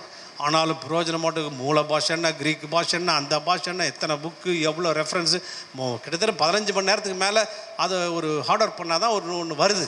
அதில் ஒரு டாஸ்க் ஒர்க் பண்ணணும். ஒர்க் பண்ணால் தான் நமக்கு நல்ல காரியமாக அங்கே கொண்டு செய்ய முடியும். அப்போ பிரயோஜனப்படுத்துகிற ஊழியனா உன்னால் பிரயோஜனம் இருக்கணும். யாருக்குமே பிரயோஜனம் இல்லாதபடி இருந்துன்னா அது என்னத்துக்கு யூஸ்? அப்போ பிரயோஜனமற்ற ஊழியக்காரன். ஆண்டவர் சொல்கிறாரு, அவனை பார்த்து சொல்கிறார், இவனை தூக்கி இவனத்தை பிடுங்குங்க, அவனை 10 தாளந்துக்காரனுக்கு கொடுங்க அப்படின்னு சொல்கிறார். அப்படின்னா என்ன அர்த்தம்? இவன் நிறைய பேர் பார்த்தீங்கன்னா சபையை அப்படி சரியாக சபையை நடத்தாமல் போய் சோம்பேறித்தனமாக இருந்து அந்த சபையை இன்னொருத்தன்ட்டு போய்டும், ஊழியம் இன்னொருத்தன்ட்டு போய்டும். சோம்பலாக செஞ்சுன்னா அவன் ஊழியத்தை உன்னோட பெட்டரான ஆள்கிட்ட ஆண்டவர் கொடுத்துட்டு போயிடுவார். ஒன்றத்தை பிடிங்கின்னு போட்டுக்குது, பிடிச்சி இழுத்துருவார். அப்படி சில நேரங்களில் வேத வசனம் ரொம்ப ஹார்டாக இருக்குது. பிடிங்கின்றார். பிடிங்கினா என்ன? உன்கிட்ட சுகத்தை பிடுங்குவார். அப்படி சொல்ல வரல. உங்கள்கிட்ட இருக்கிற அந்த தாளந்துகளை, உங்களுக்கு கொடுக்கப்பட்ட காரியங்களை பிடுங்கி இன்னொருத்துக்கு பகிர்ந்தளித்து விடுவார். ஆமென். ஹல்லேலூயா. அங்கே அழுகையும் பற்கடிப்பு, அவனை புறம்பான இருளிலே தள்ளி போடுங்கள். அப்போ நம்ம சோம்பேறித்தனமாக ஒரு ஊழிச்சு தான் இருளுக்குள்ளே போய்டும். என்ன நடக்குதுன்னே தெரியாது, ஏது நடக்குதுன்னே தெரியாது, எங்கே போகிறோன்னே தெரியாது. ஒரு குழப்பம் நிறைந்த ஒரு வாழ்க்கைக்குள்ளே போயிடுவீங்க. அது மாத்திரமல்ல, அழுகையும் பற்கடிப்பு. என்னாச்சு தெரில, இப்படி ஆயிடுச்சுன்னு உதறது, அழுகிறது, பற்கடிப்பு, பல்ல கடிச்சுக்கிறது, எல்லாத்தையும் நரகத்தினுடைய சாயலை இங்கேயே அனுபவிப்பீர்கள் என்று ஆண்டவர் அங்கே எச்சரிக்கை சொல்கிறார். நமக்கு ஒரு விலையேற பெற்ற பொறுப்பை கொடுத்துருக்கிறார். நீங்கள் ஒரு மருத்துவராக நினச்சிக்கொள்ளுங்க. நீங்கள் ஒரு மருத்துவர் யாருக்குமே நல்லா படித்த படிப்புக்கு யாருக்குமே சுகம் அளிக்கலை, யார் தலைவலிக்கு மருந்து கொடுக்கல, ஒன்றுமே கொடுக்கலன்னா அதனால் அவன் படித்த படிப்புக்கு என்ன அர்த்தம்? அதுபோல் அதை காட்டிலும் மேலான விஷயத்தில் உங்களை தேவன் அழைத்திருக்கிறார். திட்டமிடுங்கள், செயல்படுங்கள், விதையுங்கள். எவ்வளோ விதைக்க முடியுமோ விதையுங்க. விதைக்க அறுவடை கிடைக்குதோ இல்லையோ, விதைக்க வேண்டியது உங்களுடைய பொறுப்பு, விளைய செய்ய வேண்டியது அவருடைய பொறுப்பு. ஆமென். அப்போ நீங்கள் விதையுங்க. ஆண்டவர் பெரிய அறுவடை உங்களுக்கு வைத்திருக்கிறார். உங்கள் இடத்துல அறுவடை வைத்திருக்கிறார். உங்களுக்கு அது கஷ்டமான காரியம் கிடையாது, அது எளிமையானது. ஆமென். எப்போ கடினமானது? நம்ம கடினம் சொல்லி சொல்லி சொல்லி அந்த இடம் கடினமானது. ஊழியம் எளிமையானது. ஆமென். எளிதாய் செய்யலாம். கர்த்தர்களை நிரப்பி கொண்டிருக்கிறார். அந்த ஆவியில நிறைந்து விசுவாசத்தினால நிறையப்படும் போது அது எளிமையாய் அது மாறிவிடும். அந்த பயணம் கானான் பயணம் யாருக்கு ரொம்ப கஷ்டமாக இருந்தது அப்படின்னு பார்த்தா அவங்க சரியான விசுவாசம் இல்லாதவர்களுக்கு தான் அது கஷ்டமாக இருந்தது. ஆனால் விசுவாசித்தவர்களுக்கு அது ரொம்ப சந்தோஷமாக இருந்தது, அது இனிமையாக இருந்தது, அவர்களுக்கு ரொம்ப சமாதானத்தோடு இருந்தார்கள். அப்போ கடினம் எதுவுமே கிடையாது. கடினம் என்று சொன்னீங்கன்னா உங்களோட அவிசுவாசம் நிறைந்திருக்குன்னு அர்த்தம். எளிமையாக பாருங்கள், உங்கள் இடங்கள் எளிமையானது, எளிதாய் ஆட்களை ஆதாயப்படுத்தலாம், எளிமையாய் நாம் பெற்றுக்கொள்ளலாம். எளிமையான ஆண்டவர் உங்களை எளிமையாக எல்லா காரியங்களையும் மாற்றி தருவார். இந்த தேவன் உங்களோடு கூட இருப்பாராக.